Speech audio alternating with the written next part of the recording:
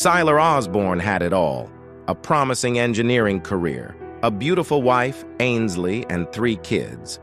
But when Ainsley signs a contract for a 6-month world tour with the famous rock band Dragon's Breath, everything changes. She didn't even ask me first.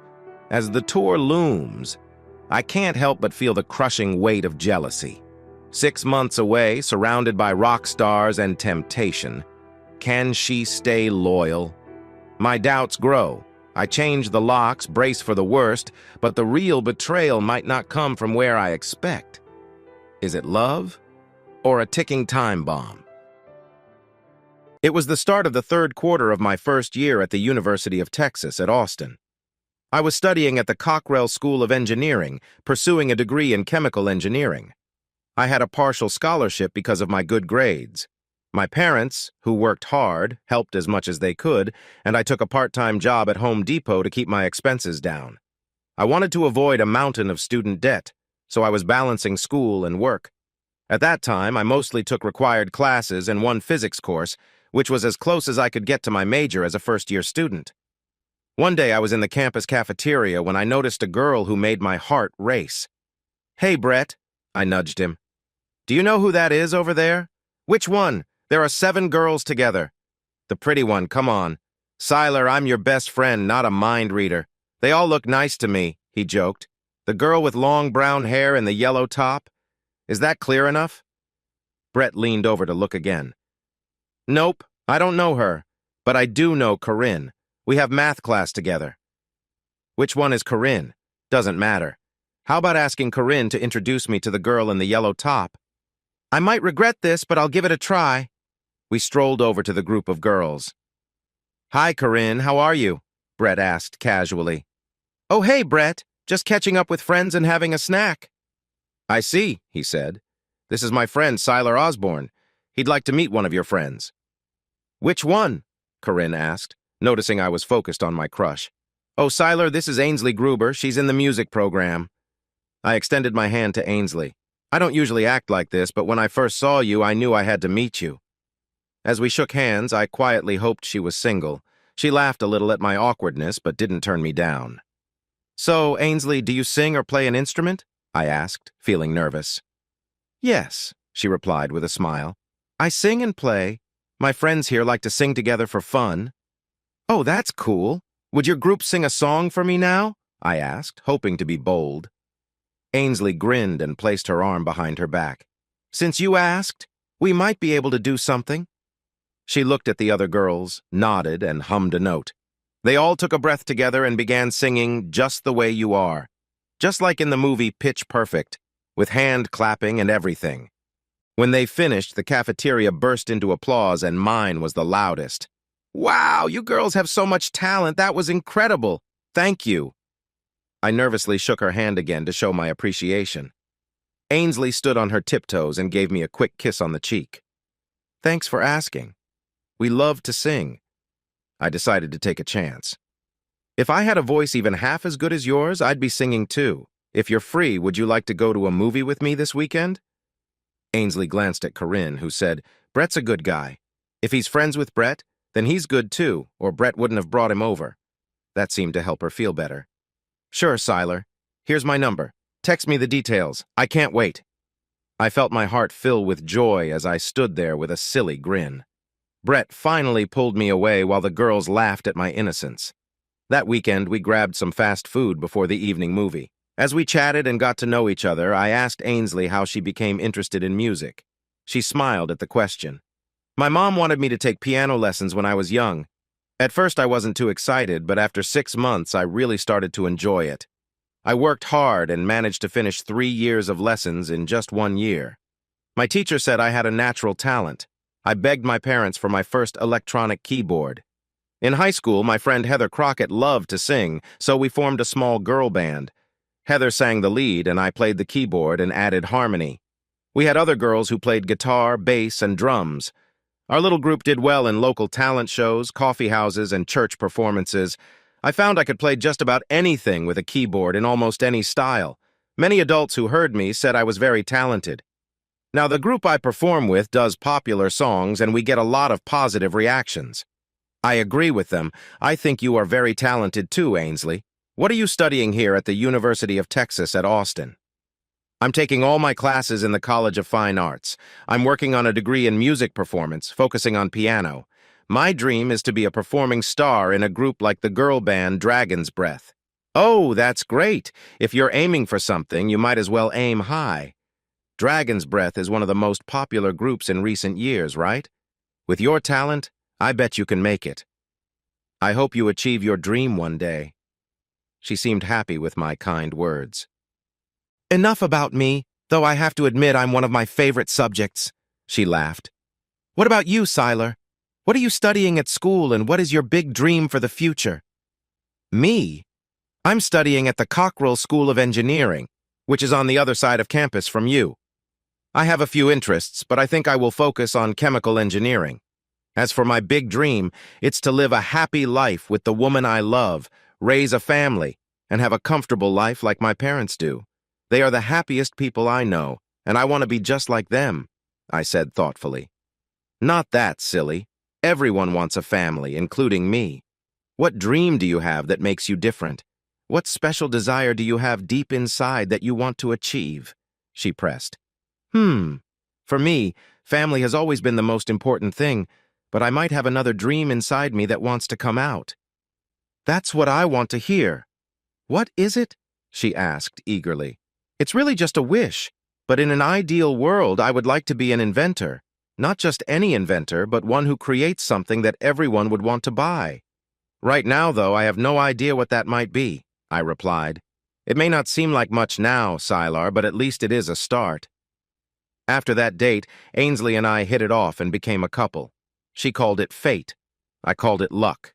Her beauty and talent seemed to put her above me, but she acted like she was the lucky one. Since we both lived in Austin, we continued dating over the summer after school ended. We found out we were very compatible and connected well. She mentioned she was on birth control. My parents had warned me all about the risks involved, even with that protection.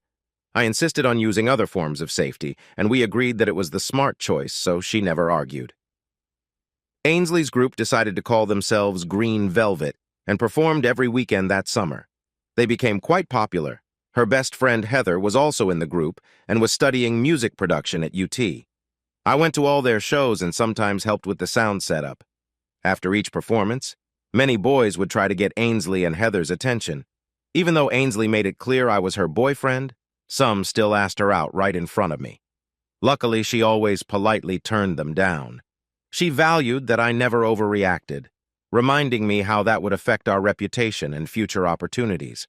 Ainsley had captured my heart and my trust. She was my girl, and we loved each other deeply. One day, Heather told me that her parents owned a small studio where new artists could begin their careers.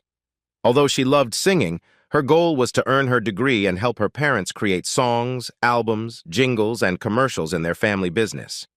She didn't have Ainsley's desire to be a performance artist, but she believed Ainsley would succeed one day. Life can surprise you when you least expect it. We had just finished the first semester of our second year in college when we received unexpected news. Ainsley had been feeling sick in the mornings. After testing, we confirmed that she was pregnant. I always used protection, I said in frustration. We both understood that this could change everything for us. The news made me worry about what might have happened when we weren't together. I haven't missed a single birth control pill, Sylar. We were both careful, so this shouldn't be happening, especially with school still going on. I made the mistake of asking, "You weren't with someone else, were you?" She gave me a look that made me instantly regret my words. "Because I love you, I'll let that go this once. But don't ever suggest something like that again. You know I'm the most loyal partner you'll ever find," she said fiercely. I quickly apologized. We both knew hiding this news from our families wouldn't last long, so we decided to face them together. We were both surprised when Ainsley's mother suggested an abortion. My parents were firmly against it, but ultimately, it was Ainsley's choice. It was her body, after all. She looked me in the eye and said, "I love you, Sylar, with all my heart.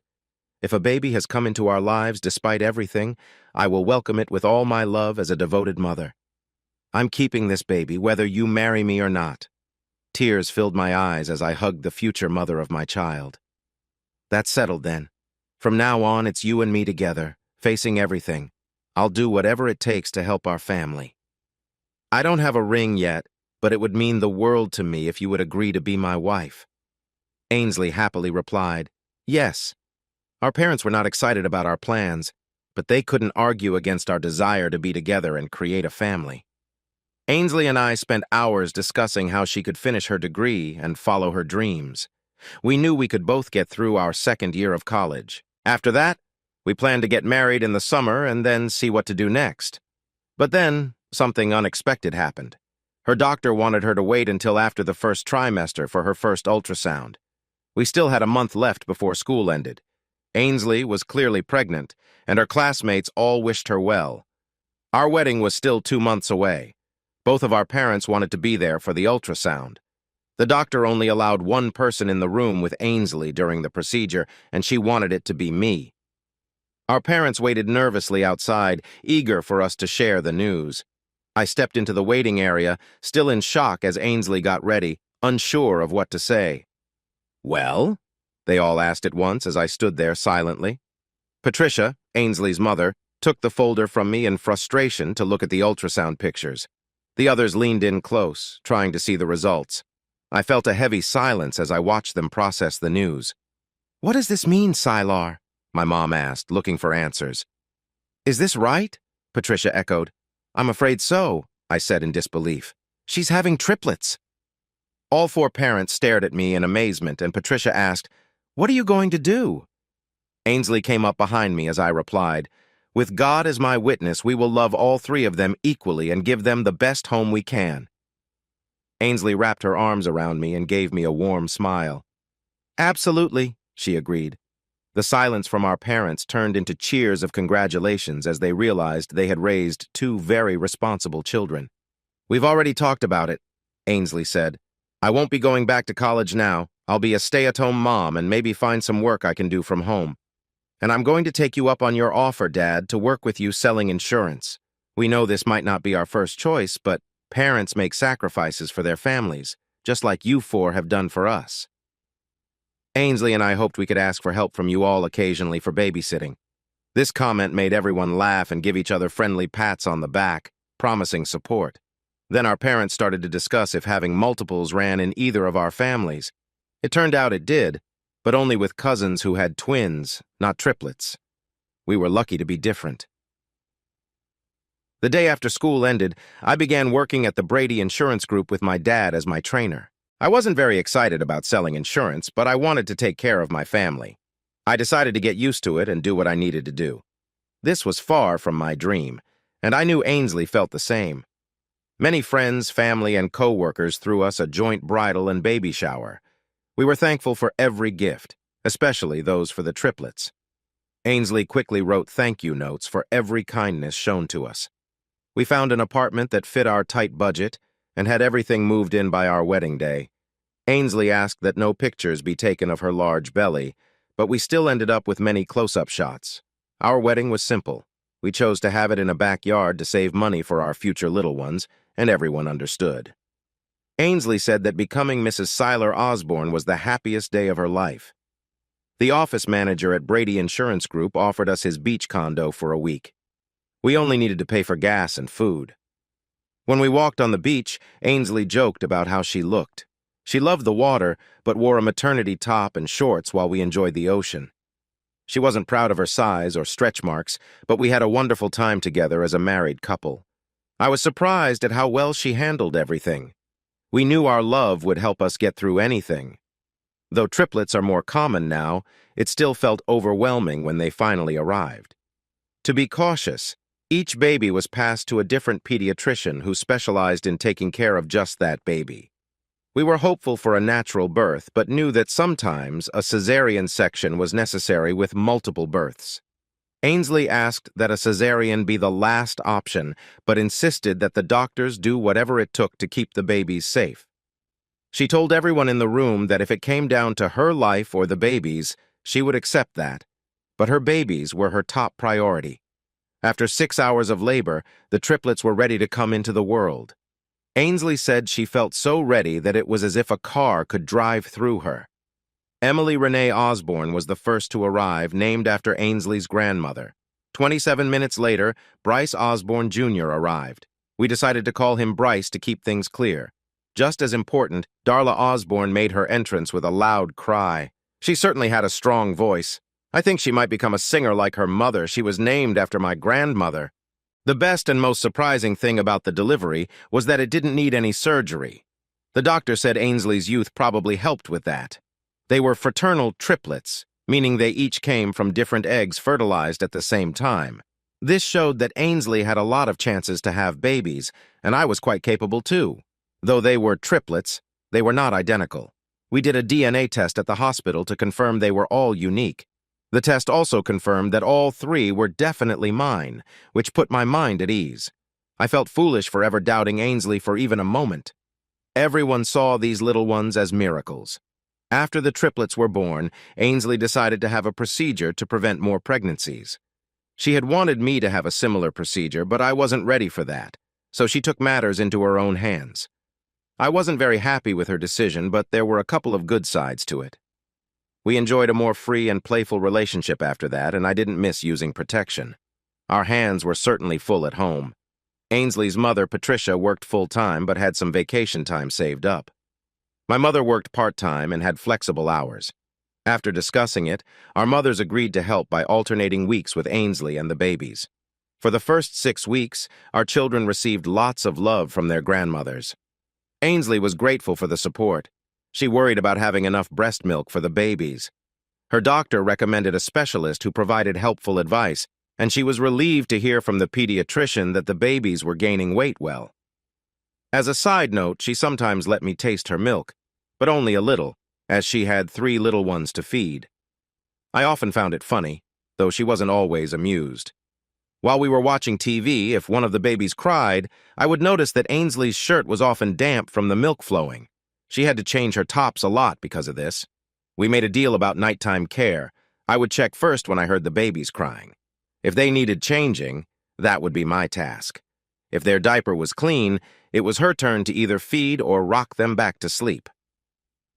One thing that really amazed me was how Ainsley would softly sing Amazing Grace to the upset babies, and they would calm down almost instantly. I have to say, the first year with 3 newborns was tough for us both, but I take great pride in saying that neither of us ever complained about what we had to do. We were a happy family and worked hard to stay that way. Our first Christmas was quite an adventure. Because it was difficult to get the triplets dressed and ready to visit their grandparents, everyone decided it would be easier to bring Christmas to our small apartment on Christmas Day. We were so happy to see the kids receive so many clothes they needed. They were growing so fast. More than one person joked about Ainsley's special milk, but what made me the happiest was Ainsley's gift from her parents. They gave her a Yamaha Clavinova console digital piano. She cried when they revealed it. She had always wanted one, but it was very expensive, more than $12,000. Now she could make her music at home and keep improving her skills. They said since they had spent so little on the wedding and understood that she might not finish college because of the kids, they wanted to do this big gift for her. I was so thrilled for Ainsley that I almost cried with joy. During the day, when the kids were awake, she would sing and play the piano to entertain them. When they took their naps, she would wear her headphones and play for as long as she liked. That Clavinova became a beloved part of our home. Sometimes we would send the kids to stay with their grandparents, both to give them time with their grandkids and to give us needed breaks from the demands of 3 infants. On many of those occasions, before we would take some time for ourselves, she would often put on karaoke songs from the popular group Dragon's Breath and perform for me, adding her own keyboard style and singing beautifully with the lead singer, Lena Stratton. She had a wonderful voice and talent. I was truly impressed, not just because I'm her husband. It was genuine. Even though money was tight, I loved our life together. As months went by, Emily, Bryce, and Darla started kindergarten. This brought a huge relief for Ainsley. The bus picked them up in front of our apartment at 7:15 a.m. and returned them by 3:30 p.m. Those hours were a breath of fresh air for her. We talked about it, and I agreed that she could look for a job to keep herself busy. Any extra income would be a great help. She reached out to her best friend, Heather Crockett, to meet for lunch. As they hugged, Heather said, "Wow, this feels different. We haven't been able to meet outside your house for years." "I know. Isn't it great? Now that the kids are back in school, I finally have some time to look for a job," she laughed. "Are you saying what I think you're saying? You want to work as a studio musician?" "Well, I wouldn't say it's just settling. I haven't performed anywhere since I went through some tough times. It took me almost 3 years to feel like myself again. I've been enjoying my clavinova, but now that the kids are in school, I'm feeling a bit restless. I need something to keep me busy and bring in some extra money. I can't go on tour right now because my family's needs are more important. But if you ever need a studio musician or backup singer, I'm here." "Wow, you really have the talent and skill with music?" "I usually handle the technical side at the studio, working on the sound for music production. Let me talk to my parents. I bet they would love to have someone like you help out in the studio.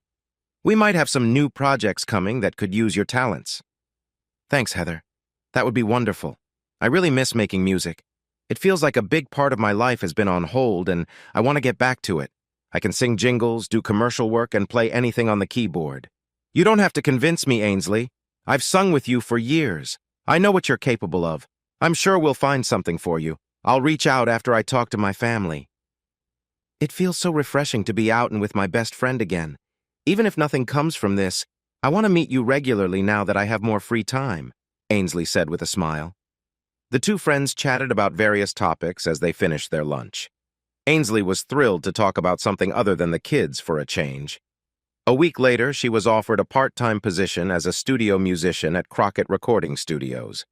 They started her with small tasks just to see how things went. It was clear she had talent. Ainsley was very skilled musically, and the match seemed perfect for both the studio and her. Within a year, she was earning close to $50,000 a year. Her favorite work involved helping artists with their albums, playing the keyboard, and providing backup vocals. After many years of work, she had been a studio artist for nearly 100 albums by different artists, and she truly loved her job. "That's a nice W-2 you've got there, sweetheart," I told my wife. "It's almost as much as I earn, and I have several certifications.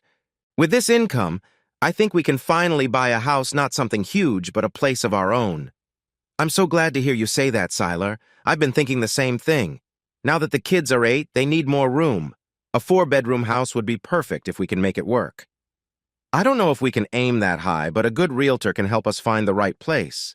If it comes down to it, Emily and Darla can share a bedroom, and that will give Bryce some space. I'll call a realtor today and start our search." As it turned out, a couple who were going through a tough time were selling their 4-bedroom ranch-style home quickly. They were offering it ACES, needing no painting or repairs. The price was a bit high, but still within reach. I got all the repairs done to make the house comfortable. There were holes in the walls from past arguments, but Ainsley painted during the days when she wasn't busy at the studio. We were one happy family. One great thing about our new home was the full basement. It was a perfect place for me to set up a workshop and bring to life several ideas I had. Ainsley loved to come down and see me working on different projects that were still forming in my mind. Bryce loved to help by holding things for me as I built various parts. Even though Emily and Darla weren't interested in that kind of work, they brought us drinks and snacks on weekends while I experimented with different projects. Although I hadn't finished my degree, I still had my textbooks on mechanical and chemical engineering, from which I took many notes. After a few years, I finally put together a small-scale prototype of a heat pump that I thought had potential. However, the costs for patenting, manufacturing, and marketing would be very high. I installed the prototype in the basement to heat and cool the space to test its effectiveness and efficiency. I kept daily notes on my observations and created a report as the base for future marketing ideas. Ainsley and I both understood that making any invention like that was a far-off dream. It takes money to earn money, and we often had little of it. 3 growing kids can really stretch any budget. My dad had to retire early from his job because Brady Insurance Group was reorganizing. There had been many claims from homeowners in California and Texas because of wildfires. This was hurting our company's profits. I disliked my new boss, Diane Prentice. It wasn't because she was a woman, it was because she was difficult to work with. She liked to create busy tasks for everyone, making sure we were always doing something. She even wanted us to keep working on our tablets while in the restroom. She quickly became the most disliked person in our office, and no one enjoyed working with her. She seemed to enjoy causing stress. She didn't allow any friendly chats or conversations in the break room, which led many of us to eat lunch outside to avoid her rules. I rarely left work feeling happy. One Friday evening in March, I was surprised to come home to a quiet house. There were no loud sounds from the kids. Ainsley met me at the door. "The kids are fine. They're staying at my parents' house. I'm so excited I can hardly sit still." "What's going on? And why are you dressed so fancy?" "I can't tell you right now. I made a promise. Hurry and take your shower. I set out your nice suit for you to wear later. We're going to a really fancy restaurant tonight with some special guests. I can't wait for you to meet them. Now go on before I try to hurry you myself. We have to leave in an hour." She wouldn't say who we were meeting or where we were going. I decided to go along with it. It was a nice way to distract myself from dealing with Diane all day. Whatever it was, I had never seen her so excited. My curiosity was growing. Okay, I'll hurry," I replied. On the drive to the restaurant, she was full of excitement but still wouldn't tell me anything. The reservation was at Palais Magnifique. I had heard of it but never imagined I would go to such a fancy place. She handed a slip of paper to the maitre d', who took us to a large round table with just 2 empty seats. I was shocked to see my parents there, along with Ainsley's parents, all smiling widely. "Mom? Dad?" Mom replied softly. "No questions right now, dear. Both of your grandmothers are with the kids. Just listen to what they have to say." There were also 3 others I knew, Ainsley's best friend Heather and her parents, who often hired Ainsley for their studio work. At the table sat 4 other women, 3 of whom looked familiar, but I couldn't remember ever meeting them. The last woman was a stranger to me. Everyone stood up to greet us as we walked to our seats, eagerly shaking my hand. Heather asked us to sit down while she happily started the conversation. "Siler, since everyone else here knows each other but you, let me introduce you to some very special people in music. The lady on my right is Lena Stratton." Lena nodded at me. "Next to her is Sheila Shanti, and beside Sheila is Fanny Compton." The other women nodded as well. "Next to Fanny is Cora Broadwell." "Ladies," I said politely, "it's nice to meet you. I'm Siler Osborne, Ainsley's husband. Have we met before?" "Oh, everyone here knows you, Siler. That's why we're all here," Ainsley said. "Excuse me?" Siler, as you might have guessed, Lena, Sheila, and Fanny are 3 of the 4 main members of the famous rock band Dragon's Breath. Sandy Stilton, the 4th member, can't be here tonight because of some trouble. Cora Broadwell is the group's manager. Of course, you know everyone else here well.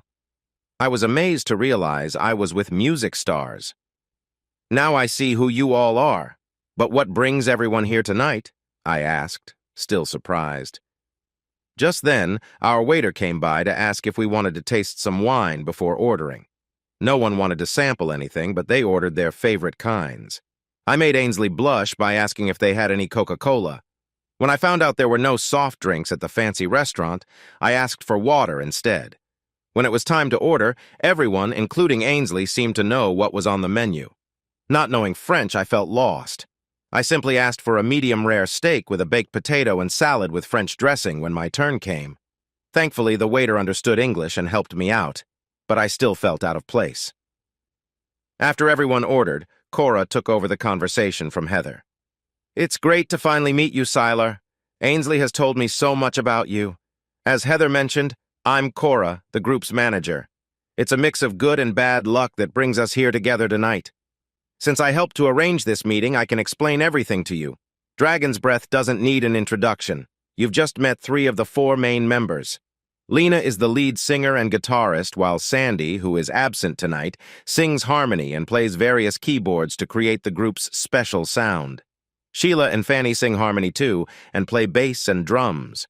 The band has taken a break from performing for the last year and a half, as Sandy and Fanny each welcomed a child into their families. Lena and Sheila write and compose all the songs for the group. They have worked hard together to create a lot of new music. This will bring the group back after their break and back into the spotlight. To help the group get back into the flow, we have planned a tough 6-month world tour. This will include 3.5 months in the USA and 2.5 months in popular cities in Europe, where they are also very well liked. The tour will start in April and go through September. The schedule is demanding because they will perform on Friday, Saturday, and Sunday nights, followed by a long bus ride to the next city.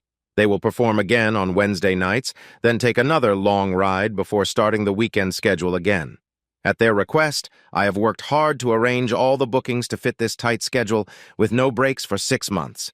It's just how it goes. You might be wondering why this is important to you, Sylar. I'm getting to that part now. Sandy and her husband were celebrating their anniversary a week ago. They were returning home after a fun evening when their car was hit by a driver who ran a red light. The crash impacted the side where Sandy was sitting. Thankfully, she was wearing her seatbelt, but she still got hurt badly. Her left wrist was broken and her right arm and leg were damaged. She had surgery to fix her face, but she will need a lot of time to heal and go through physical therapy. Luckily, their children were safe at home during the accident. This news was very upsetting for the group, as it took me over 5 months to organize the tour. Canceling now would not only be costly for the venues, but it would also hurt the sales of the new album. I have been friends with Heather's mom, Carolyn, for many years. We went to college together and have kept in touch. When I shared the group's problem with her, she suggested that a singer named Ainsley could step in for Sandy. If Ainsley could do it, the tour could go on while Sandy recovered. I flew the group in from California, where they had been auditioning Ainsley with some of their older songs. She truly impressed them with her skill on the keyboard and her amazing voice, which blends perfectly with Lena's and the other girls. It felt like Ainsley was a special gift for the group. Every member of the group has enthusiastically voted to include her in the world tour to strengthen Dragon's Breath's presence in the market and public eye. The timing is just right. I was surprised by this news. Everyone was looking at me. Ainsley held my hand tightly, clearly excited about this chance. The quiet was overwhelming. Finally, I had to speak up. 6 months on the road without any breaks? Isn't that a bit too much? Cora replied, "This busy schedule was planned before Sandy's accident. We didn't set this up considering your family. Sadly, this is what almost every successful music group does, Sylar. But I haven't told you the best part. We understand that Ainsley's 6-month absence will affect your family. So, Dragon's Breath will pay Ainsley 6 performance fees of $100,000 each month, totaling $600,000 for the 6 months. It's not as much as the main members will earn, but it's a very fair amount for a studio musician, don't you think, Sylar?" Ainsley nudged me. "As you know, I'm only making about $50,000 a year now, honey. Yes, I know 6 months is a long time away from home, but think about it. $600,000 for half a year of work? It would take me 12 years to earn that as a studio musician. Don't you see? This is a once-in-a-lifetime chance for me. I'll be performing with the biggest rock group in the world. Who knows what doors could open for me after these 6 months?" "If I may," Lena joined in, "when Dragon's Breath began, it took us years to build our fan base. I'm telling you, in those early years, we spent much more than just 6 months touring. The hard work has already been done. Ainsley will benefit from all that effort. It takes incredible talent to impress me, but she has done it. We believe she has what it takes to succeed. That's why we're making her this great offer. I assure you that this chance will launch her career. Ainsley Osborne is already a star. All she needs is for the world to recognize it." "Lena, I appreciate everything you and Cora have said. I believe that what you've both shared is true. I know Ainsley is eager about this opportunity, but there are other things to consider. 6 months? Our 3 10-year-old children will have to go that long without their mother during such an important time in their lives. And I will be without my wife for that time, too. I'm not sure I can agree to this, even for $1 million. I noticed several faces wince at my words. Ainsley pleaded, "But we've thought about the kids, sweetie," glancing at my mom. "That's right, son," my mom chimed in. "Patricia and I have talked about it. We've decided. We're both ready to help out at your house while Ainsley is away. You won't have to cook, clean, or do laundry at all. Patricia and I can handle everything with the triplets while Ainsley follows her dream." She smiled. "I see. So everyone but me is okay with this. I used to think Ainsley's dream included me and our kids. I guess I was wrong. The kids will have their grandmothers taking care of them for 6 months. It sounds good in theory, but is tough in reality." "What do you mean?" Patricia asked. "Are you saying we can't manage your household?" "I mean the kids will have 2 substitute mothers. I believe you and my mom can take care of them, but many others could too. But those others aren't their parents. Ainsley and I are their parents, and when she's gone, the full responsibility for their care will be mine." Ainsley said, "But there's no way you can manage all three of them alone. The kids get home from school every day at 3:30 and you don't get home until 5:30. You can't do this without help, Sylar. Accept it." I felt frustrated at her doubt. I clenched my teeth and said, "Watch me. I know you think I'm just a clueless husband. We'll see what I can do. But what about me? There won't be a wife for me during this time. I won't be able to see you or hold you for half a year. I'll have to stay busy with all those tasks our mothers mentioned just to cope with your absence. I worry this could affect our marriage. What if after 6 months you decide to keep touring? What good will all the money be for me and the kids then?" Ainsley couldn't stay quiet. "You need to stop being so negative, Sylar, and support me in this. You know this has been my dream. Are you saying you want to hold me back and stop me from achieving what you've always known is important to me? I'll be gone for 6 months. It's a short time for a big opportunity for both of us. We can pay off the house with that money and enjoy family vacations when I get back. I'll be busy working, but it's for a good cause. Can't you see that this is best for us?" Cora jumped in. "I have a special pass just for you, Sylar. With it, you can take the kids to any concert. No ticket fees, plus it gets you backstage after shows so you can have some time with Ainsley. The first payment of $100,000 is already in your account. This upfront money is to help your family while she's on tour. The other payments will come at the end of each month, just as her contract says." "Contract?" "Yes, Sylar, I've already signed it. I knew you would support me, and we need to act fast." "You signed it? Without talking to me first? You spring this on me in front of everyone? I see what's happening here. What's the rush, if I can ask?" Lena spoke up again. "Ainsley will fly back to California with us the day after tomorrow. She knows our older songs, but we're focusing on promoting our new double album. We need these days before April 1st to teach her the new songs and dances. Then we'll start her journey to becoming a famous artist. When you're as talented as Ainsley, success finds you. You either have the talent or you don't. She certainly has it," she insisted. "I see. You can keep your money. I won't be using any of your rock star cash for my family while you're off on your adventures." Just then, the food arrived. As the staff served the meals, I asked one of them where the restrooms were. He kindly gave me directions. "Excuse me for a moment, everyone," I said as I made my way to the restrooms. They nodded as I left the table. I could hear them whispering as I walked away. I walked past the men's room and headed to the parking lot. I got into my car and drove straight to the Gruber house. I turned off my phone as I drove and left my suit jacket and tie in the car. Ainsley's grandmother answered the door. "Is it over already? We were told they would be late. Your grandmother and I have just been sharing old stories." The kids are playing video games in the living room. "Yes, the meeting has ended for me, and I am here to pick up the kids. Let me gather them up. You all keep enjoying your time together." I encouraged the triplets to turn off the game and get their things because we needed to leave. As the kids were saying goodbye, my grandmother added, "But the pizza hasn't even arrived yet," sounding a bit frustrated. I placed 3 $20 bills on the table. "Sorry for the trouble. This should cover the pizza. It's a special night for you all," I said with a smile. I drove the kids to their favorite pizza place, and we enjoyed a fun, relaxed meal, even though I had a feeling things were going to get tense when we got home. I wanted to build a stronger connection with them before their mother's long absence. They had no idea how long she would be gone, just like I didn't until an hour ago. I wondered if she would even tell them or if she planned to leave without saying goodbye. The lights were on in the house, so I knew someone had driven Ainsley home from the restaurant. She hugged the kids tightly as we walked in the door. They went straight to their rooms when they saw their mom glaring at me with her hands on her hips. They were just happy it wasn't them facing her anger. "Do you know how upset I am with you right now?" she started angrily. "Probably half as upset as I am with you," I replied. "Why did you just leave me behind like that? Why didn't you answer your phone? Do you have any idea how awkward that was for me after all the nice things I said about you?" "I know how awkward it is, and you know exactly why I left."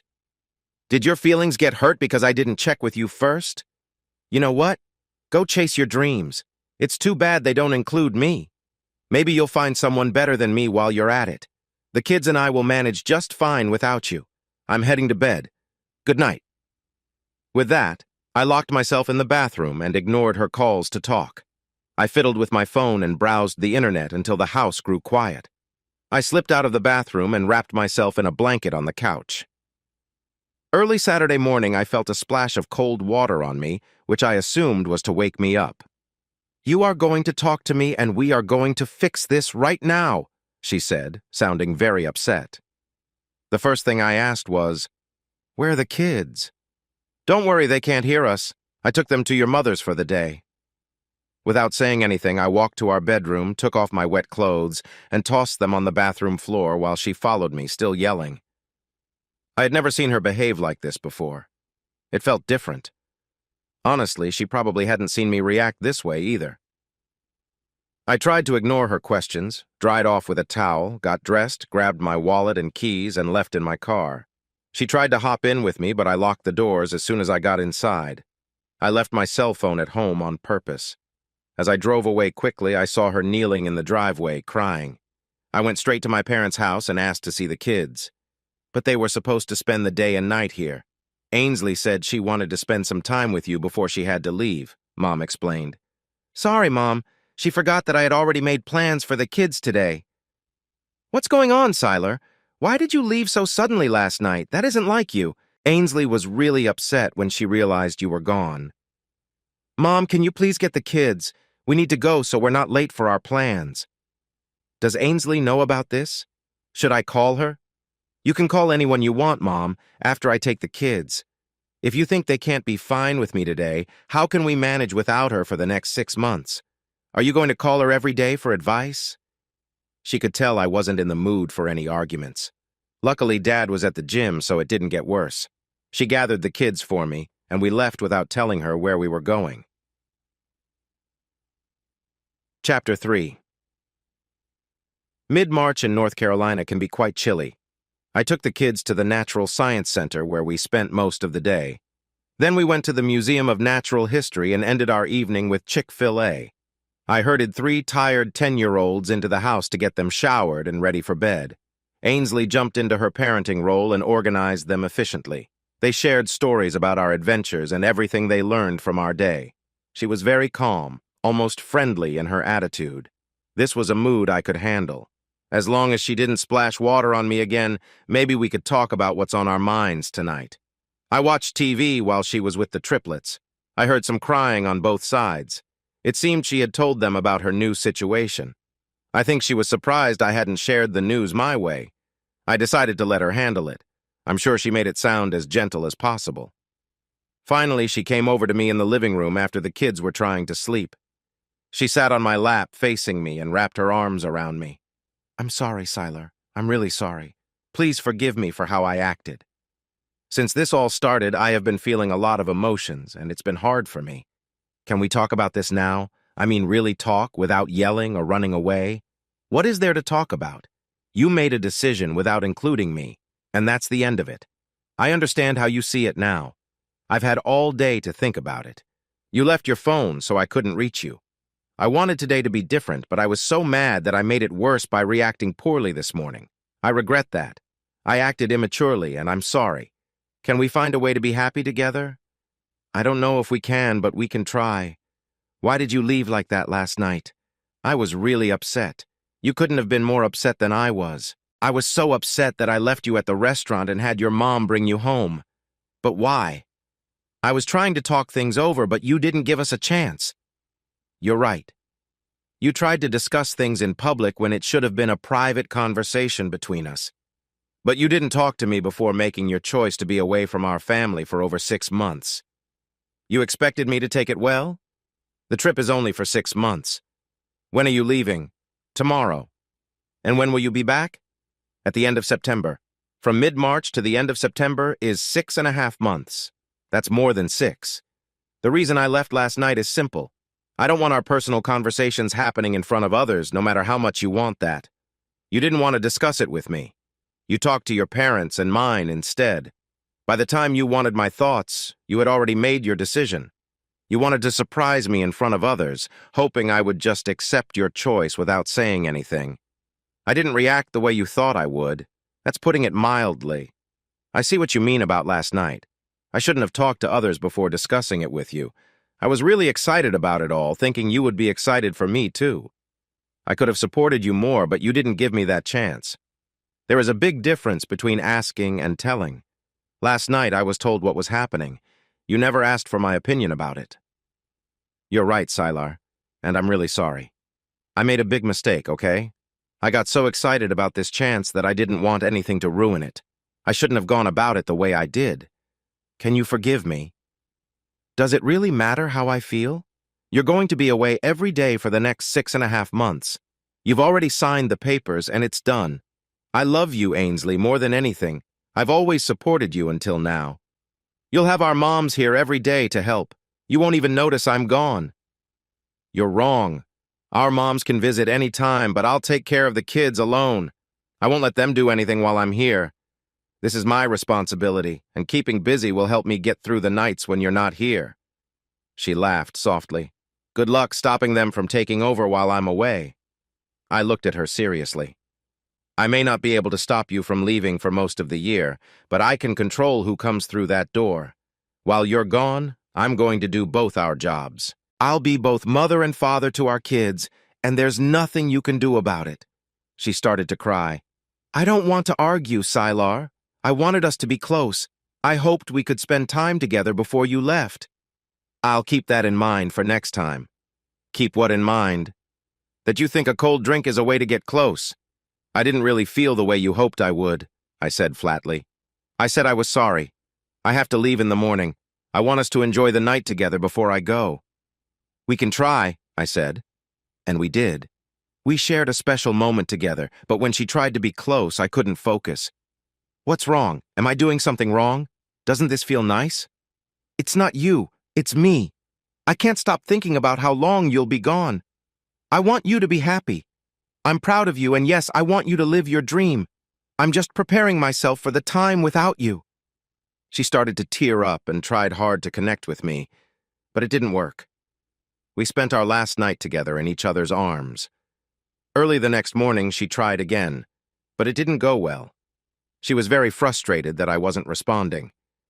I joked lightly, save your energy for later. Maybe I'll be ready in 6.5 months. At least you had a good time yesterday, and that's what matters. She began to cry again. You can't cry now. You have to leave in less than an hour. Go say goodbye to the kids, and I'll help you with your bags for the limo that's picking you up. She rushed around like she was in a hurry. I'll call you every day, Sylar, I promise. I can't sleep at night without hearing your voice. If the kids weren't in school, I would bring them with me. I called both moms again and told them you might need their help. You should let them take care of things. I'll be waiting for your calls. She looked at me a bit annoyed. As she hugged and kissed me, she said, I married you and I've been a good wife. You're the love of my life. I've had our 3 children and I've been a good mother to them.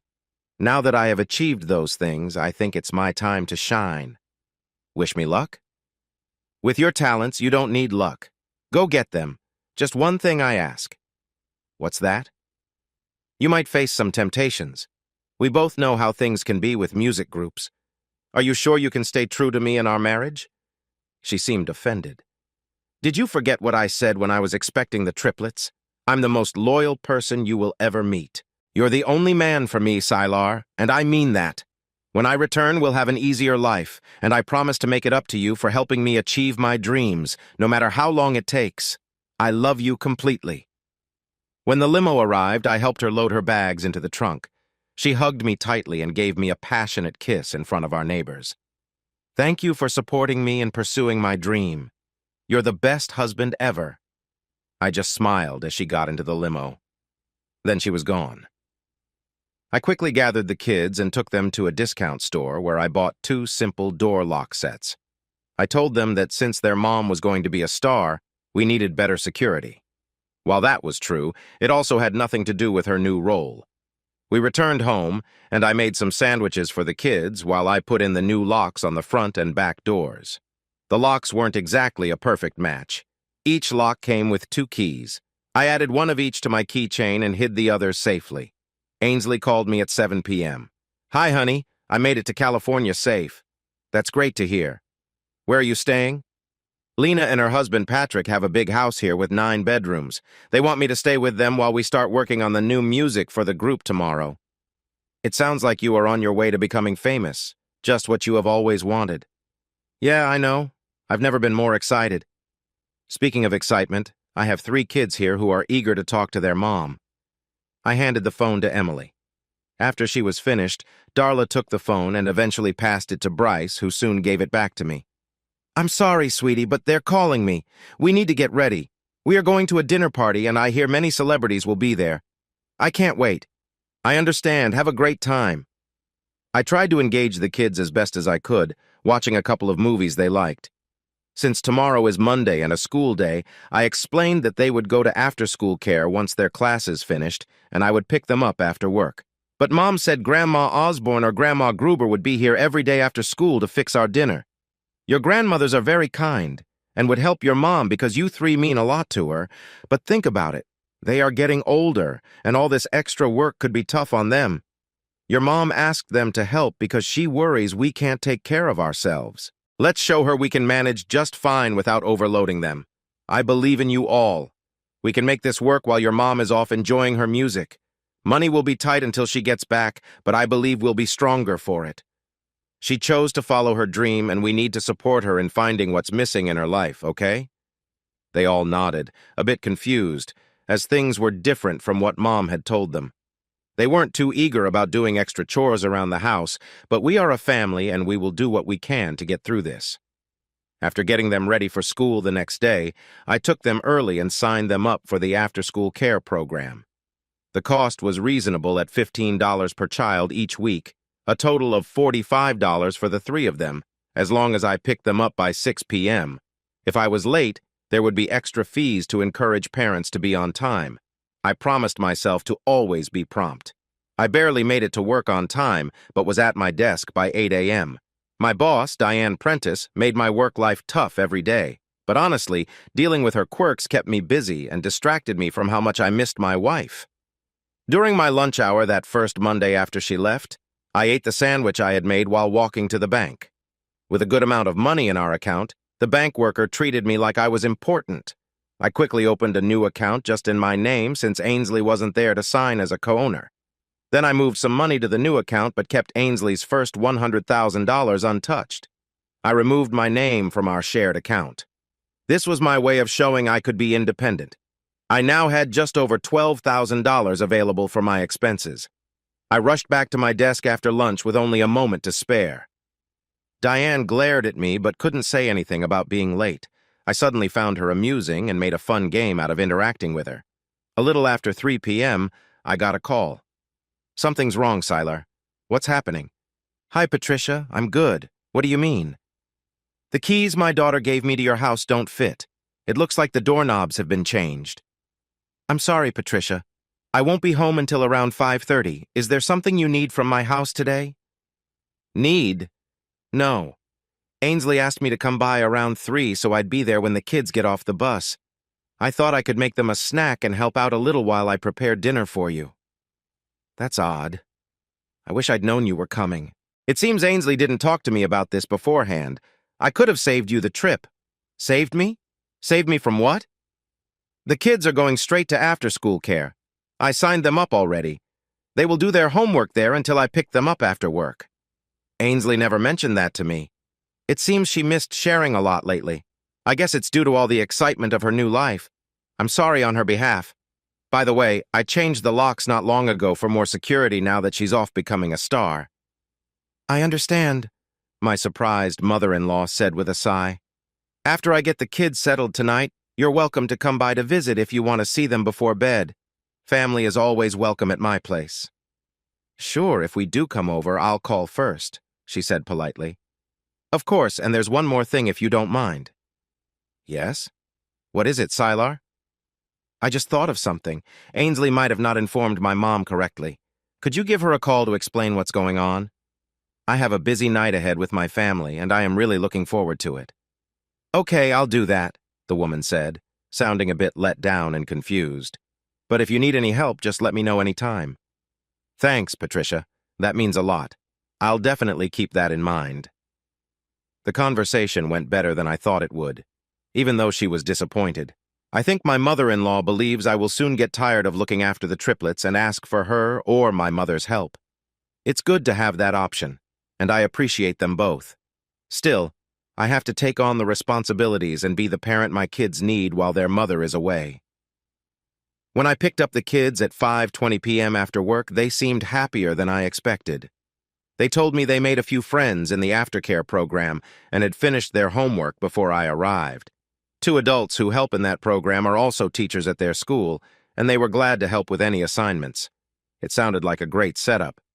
After doing some quick recipe research online, I made meatloaf, boiled potatoes, and green beans for dinner. It wasn't as good as Mom's cooking, but no one got sick, which was a plus. I asked them to give me a list of their favorite meals to help me improve. After the evening routine of helping them shower and tucking them in by 9 p.m., I felt that overall the day went very well. I got a call from Ainsley at 11 p.m. "Hey, how was your first day of rehearsal with the group?" she asked. "It was fantastic. Lena, Sheila, and Fanny said my voice is incredible. They were amazed by how well we all fit together, not just with singing, but also with the instruments. I think they really like what I can do. I listened to their new album a lot to get ready, so I knew my parts before rehearsal. But I need to ask you something. Why did you turn down my mom's help and upset her?" I told her the same thing I'll tell you. When did we ever really talk about how to handle things with the family while you're away? I didn't think we needed to talk about it. I manage our home, so I made sure everything was arranged while I'm on the road. We talked about it that night at the restaurant when you left. I'll ask again. When did we sit down and discuss it? We didn't. If you're going to be away for a long time, it all falls on me, not your mom or mine, though I care about both of them. They have enough going on in their own lives. If I take a step back and let our mothers take charge, what kind of parenting would that be? You're not here, and I'm just supposed to sit and watch TV while they raise our kids? I don't think so. They need to see at least one of us regularly, and since it won't be you for a while, I need to be there for them. I know what's best for those kids, and I'm not sure you can manage everything that will come up. That's why I called in the experts. Are you criticizing me for being involved in our children's lives? Do you think I should let someone else raise them while you're not around? What makes you think I can't handle this? Okay, Mr. Know-It-All, what did you make them for dinner tonight? Fast food? I made meatloaf, boiled potatoes, and canned green beans. Believe it or not, they asked for seconds. You? You cooked that all by yourself? How? I found some easy recipes online and started with something we all enjoy. I asked them for a list of their favorite meals and I plan to learn how to make them. They laughed a little at first seeing me in the kitchen, and surprisingly, they helped clean up without me asking. What? How? They never want to help me in the kitchen. They probably felt sorry for me, like I was out of my element. I'm not calling you a liar, but I want to talk to them to hear all this myself. Can you put Darla on the phone? She's always honest with me. I can't do that right now. I put the kids to bed at 9 p.m. and it's already past 11. Oh no, I forgot about the time difference. The best time to reach them is around 8 p.m. our time, no matter where you are. But we didn't get back from rehearsal until nearly 7 p.m. here in California. I don't know what else to say. If you can't talk to them before bedtime in North Carolina, I'm sure you'll figure something out. And she did. She tried her best to call every day around 5 p.m. her time, which was 8 p.m. our time. She spent about 5 minutes on the phone with each child and 10 to 15 minutes talking to me. This became our regular routine for the next 2 weeks while they practiced for the tour. The kids looked forward to sharing their day with her and hearing her exciting stories from California about all the famous people she'd met or seen. I had the kids on a schedule to help around the house, which made things easier for me. One child would do kitchen duties for a week, another would take care of the bathroom, and the third would handle other chores like tidying up and vacuuming as needed. Each week, they switched responsibilities so they wouldn't have to do the same thing all the time. They all disliked bathroom duty. Making them help out around the house had a surprising benefit. They didn't make as much of a mess, so there was less to clean up. Imagine that. She explained their tour schedule to me. Dragon's Breath would start the tour in Los Angeles, then travel back and forth for 3 months by bus, ending with their last U.S. show in New York. They would have a 3-day weekend of performances at big venues, then travel for 2 days, perform every Wednesday night, have another travel day, and then arrive at another large venue for 3 days. This plan allowed them to have a 2-day break after the 3-day performances. Few musical groups could fill a big auditorium for 3 days, but Dragon's Breath was one of the few that could. She called me at 3 a.m. on a Saturday after her first concert in L.A. "Hello," I said sleepily. "I'm sorry, did I wake you?" Ainsley asked with excitement. "That's okay, I had to get up to answer," I replied drowsily. She laughed at my sluggish words. "I know it's 3 a.m. where you are. Our after-party is still going on, but I can't wait to tell you about the magic of tonight's concert." "Oh, right. How was it?" "Perfect. Just perfect. The only thing that would have made it better is if you and the kids could have been here to see me perform. I must have signed over 500 autographs tonight. How does it feel to be a star?" "It feels incredible. At the end of our last song, there was this moment of silence before the crowd erupted into applause. It felt unreal. I've never experienced anything like that before. Don't worry about explaining. I know how you feel. I felt that way twice before." She laughed. "There's no way you felt the same joy I did tonight," she said gently. "I disagree, my love. I promise my joy was equal to yours when I married you and when our children were born." "You sweet man. You can't truly understand unless you experience it like I did tonight." "I understand. Good for you. I have a lot to do tomorrow, so I need to get some sleep," I said firmly. "Okay, I understand. Let me talk to the kids for a few minutes and share my happiness with them. Ainsley, it's the middle of the night. I'm not going to wake the kids and interrupt their sleep. If you have time, maybe you can call and talk to them at a better hour." "They're my kids too, remember? I want to talk to them now," she insisted. "My phone's about to die. I need to charge it. Please call back tomorrow when it's not late. Good night, Ainsley. We love you." Then I ended the call. I was troubled by what she had said. She seemed to overlook our marriage and the birth of our triplets, considering them ordinary events, unlike her big first concert. I couldn't sleep anymore. Was she drifting away from us? I hoped not. I could feel her excitement. On Saturday morning, I went online to find news about the group's first tour. I came across a report about a press conference they had before the show. They introduced Ainsley as the new energetic member stepping in for Sandy Stilton. All 4 main members wore matching costumes.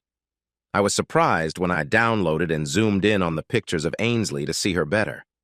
Her costume was a thin, almost sheer white fabric top, like an ornate bra with gold sequins circling around it, showcasing a lot of skin. She wore black fingerless gloves reaching almost to her elbows, also decorated with sequins. The bottom of her outfit looked like a shiny black fabric piece that went up sharply. The design was quite revealing. I was taken aback. She had black fishnet stockings attached to the outfit and stylish shoes designed for them, which were very tall. It seemed difficult for her to walk in them. In all our years together, she had never worn anything like that for me, and here she was on stage, nearly showing everything to the audience. The concert reviews were very positive, though one writer jokingly referred to the group with a playful name based on their outfits. It bothered me that Ainsley was the most exposed of the group. Later that evening, she called me. "Hi, honey. You can't imagine how exciting it is here. We'll get ready for dinner soon before changing for the concert tonight." "Exciting for who? You? Or every man within a mile of you?" "What are you talking about, silly?" "I'm talking about you showing off in front of guys everywhere except me. You're being ridiculous, Siler."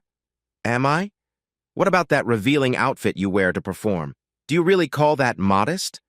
She got worked up. "Stop acting silly. That costume is for all the girls, not just me. I didn't choose it. You know how it is. All rock bands have their flashy outfits, and this is ours. Besides, it's part of the contract. Didn't you think I might want to know that you'd be dressed like that? It's not exactly private." "How did you—" "I didn't know. That's my point. You kept it all from me until it was too late. You've never worn anything like that for me, yet you go out and perform like that. For your information, Sylar, the name of our new album is Salacious. It's all part of the show. There's nothing secretive about your outfit. You're putting it all out there for anyone who buys a ticket." "What did you expect? This is show business. I'm here to entertain. That's how I make the money to pay our bills. I'll earn more in 6 months than you will in 10 years. And there it is. You aren't paying for our bills. I'm paying for everything out of my own money, separate from yours. That's not true. In case you forgot, $100,000, 00 from our account is mine. You might think that, but it's not true. We don't share a bank account anymore. You have your account for your earnings. My name is off that account. I can't get to it. I opened a new account just for me, and I pay for everything for the kids and me from there. Your 100 grand is just sitting in your account untouched, and I can't use it. Why on earth would you do something so strange? That doesn't make sense. Well, before you started your new life and left your family behind, you made decisions without telling me. You spoke to others, but not to me. That's exactly what I did. When you come back, if you come back, all your money will still be there. Maybe you can treat yourself to something nice. Oh no, that's not how it works. I earn the money now and I call the shots. You're going to use that money to help our family, and that's final. I don't understand what's going on with you, Ainsley. It's too late. That money is not available for your family, and we will manage just fine without it. How? You don't make enough to cover all of our expenses without my money. If you had taken the time to talk to me before you left, I could have explained things to you. But you weren't interested then, so why should I explain now? Don't worry about us. We'll be okay without you and your money. I will give the phone to one of the kids so you can talk to them. Hold on a moment. I found Bryce and the girls so they could speak with their mother. After they talked, Darla returned to me and said, "Here, Dad. Mom wants to speak with you." "Thank you, sweetheart." I muted the phone and pretended to have a nice conversation as I walked to my room, leaving the phone on my dresser. I knew she would hang up soon, probably thinking that Darla ended the call by mistake. I turned my ringer off in case she tried to call back. I didn't want to deal with her attitude right now. She seemed too busy enjoying her new life to care about what was happening here in North Carolina. For the next week, every time she called, I simply handed the phone to one of the kids and ended the call when it came back to me. One week when I did this, Emily handed the phone back to me quickly and said, "Mom said she doesn't want to talk to us right now. She wants to talk to you." I ended the call and turned off the ringer. Well, if she doesn't want to talk to you, then I don't want to talk to her either. "I'm sorry she said that, Emily. I'm sure your mom is just busy with her new job." To manage our finances better while waiting for Ainsley to return, I decided to save some money. First, I canceled her car insurance since she was not using her car. Also, we stopped eating out. I began cooking meals for the kids, trying to learn 1 or 2 new recipes each week. I packed my lunch for work instead of buying food. I also canceled our cable service but kept the internet. We can still watch free channels on our Roku. Steve Edwards, who lives nearby and works with me at Brady Insurance Group, agreed to carpool with me. I offered to pay for part of his gas, and I gave him a little extra to stop by the school every day. Now I was supporting my family on my own, and I felt proud of that. If push ever came to shove, I could do this for a long time. When she called again, I wanted to see if she had changed for the better or not. "I'm sorry, dear. I have acted selfishly. This experience has been very hard for me. Following Sandy Stilton is a big deal. I know the job is hers and I'm just filling in, so I'm working extra hard to make sure people remember me when I'm not in the spotlight anymore. It's taking a toll on me. I love you and I don't want us to argue. I want to support you just like you support me." "Do you really mean that, Ainsley? You're not just saying it?" "Of course I mean it. I just forgot for a moment that you and the kids are my world. This amazing thing is just a dream." Apology accepted. "But there's one thing I hope you'll think about. Use the money they're paying me. You could quit your job and live comfortably on what I earn. Wouldn't it be nice to be free from your difficult boss, Diane Prentice?" Actually, she doesn't bother me anymore. I find her funny now and don't let her upset me. Plus, I can't use that money because my name isn't on the account. "Honey, I could take out the money and put it into a new account for you. I just need the account number and I can handle it today." "Ainsley, you need to show everyone that you can be a star. I need to show myself that I can take care of our family without needing a rock star's money. You do what you need to, and I will do what I need to do." "I don't like it at all." "Then come home and change things." "You know I can't do that. It's in the contract. If I leave before the world tour ends, I will lose a lot of my money." That can't be the reason you don't come home. Our family has done fine without your money. You know how much this means to me? Can't you just be happy for me? Of course I can, but can't you be a little sad for me too? I'm sorry that chasing my dream might make it hard for you. If you just used the money I send, you wouldn't even feel my absence. If you think that's true, then I guess that's how it is. Let me get one of the kids for you. I love you, dear. I miss my wife, and the kids miss their mom, even if you are successful. We reached a standstill. I stopped trying to argue with her, and our talks were often one-sided as she talked endlessly about her fame.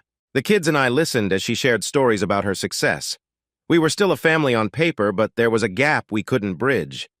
I grew closer to the kids each day. The kids usually finished their homework after school, but I always checked their work to help with anything they needed. They all sang in the school chorus, and I felt proud of them for joining something that made them happy. There was only 1 week left of the first part of the Dragon's Breath World Tour in the USA. Soon they would head to Europe and Asia. As the tour was wrapping up, they had a show at the Bojangles Coliseum in Charlotte, North Carolina, which was our home state. Since Charlotte was just a short drive away, the kids and I decided to surprise her by going to see her perform on the last night of her 3-night run. They were super excited, but managed to keep it a secret that we would be there. We drove there using a special pass from their manager, Cora Broadwell. This allowed us to go to a special seating area with others who had similar passes. I bought some souvenirs for the kids in the lobby, and they were more thrilled than I had ever seen. However, while watching the show, we were all taken aback. They had seen online photos of their mother wearing revealing outfits, but seeing her perform live was a bit much for me as her husband, and the kids felt embarrassed too. The performance had some very explicit lyrics, which added to our discomfort.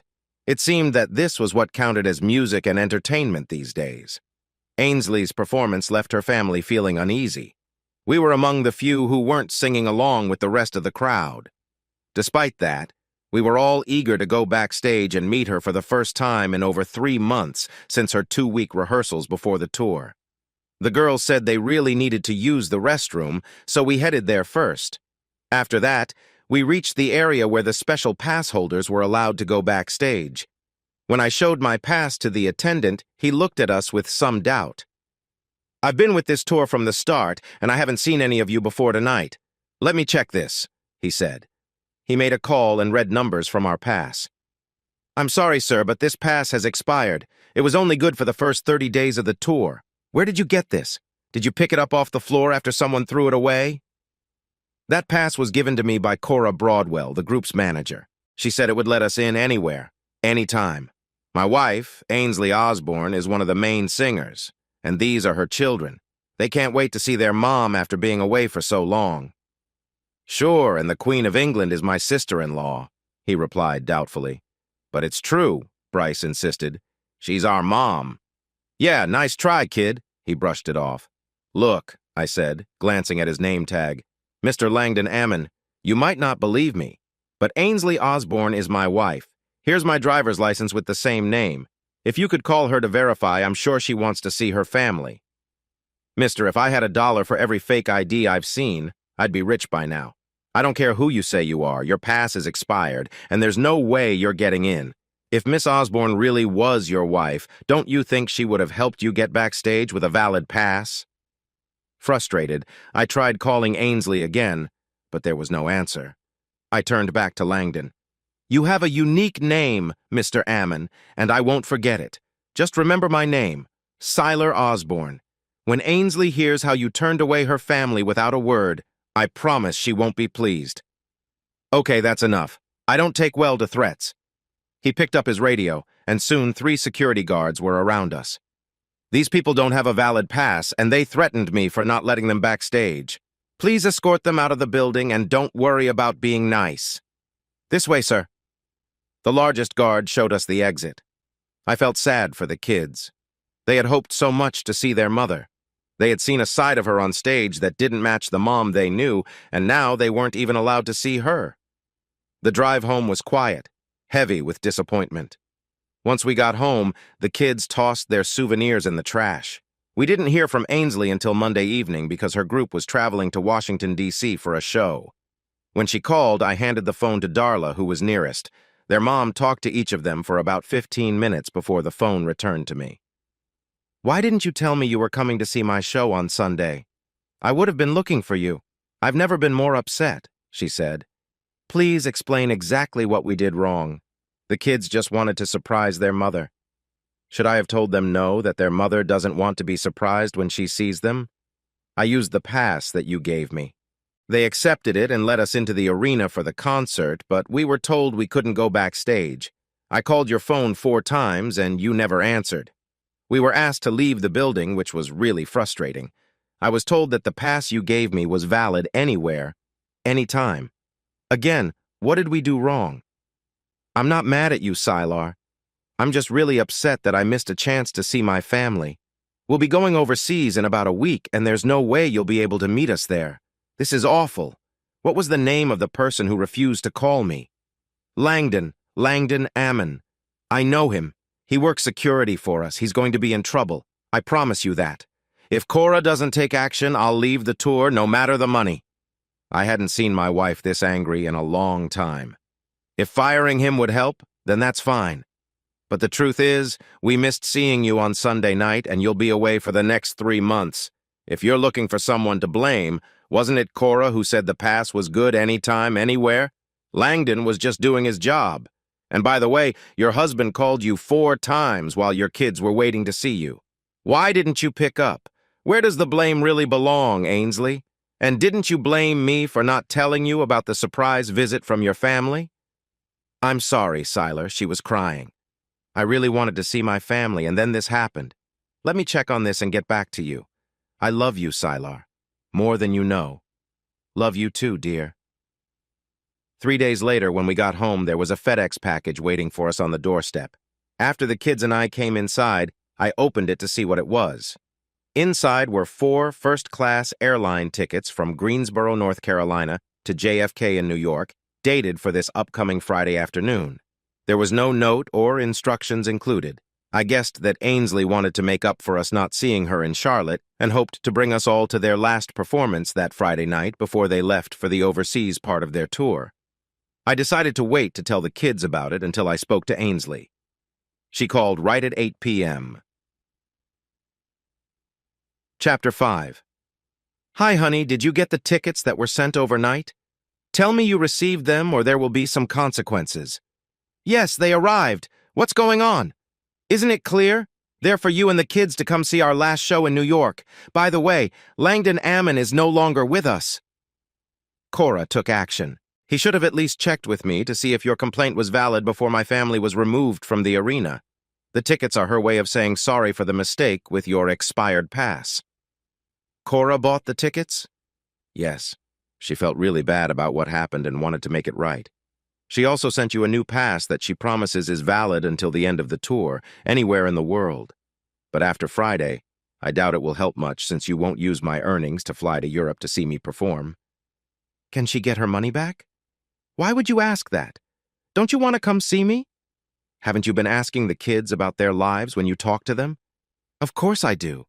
They tell me about their day at school and I share stories from my travels. What are you implying, Sylar?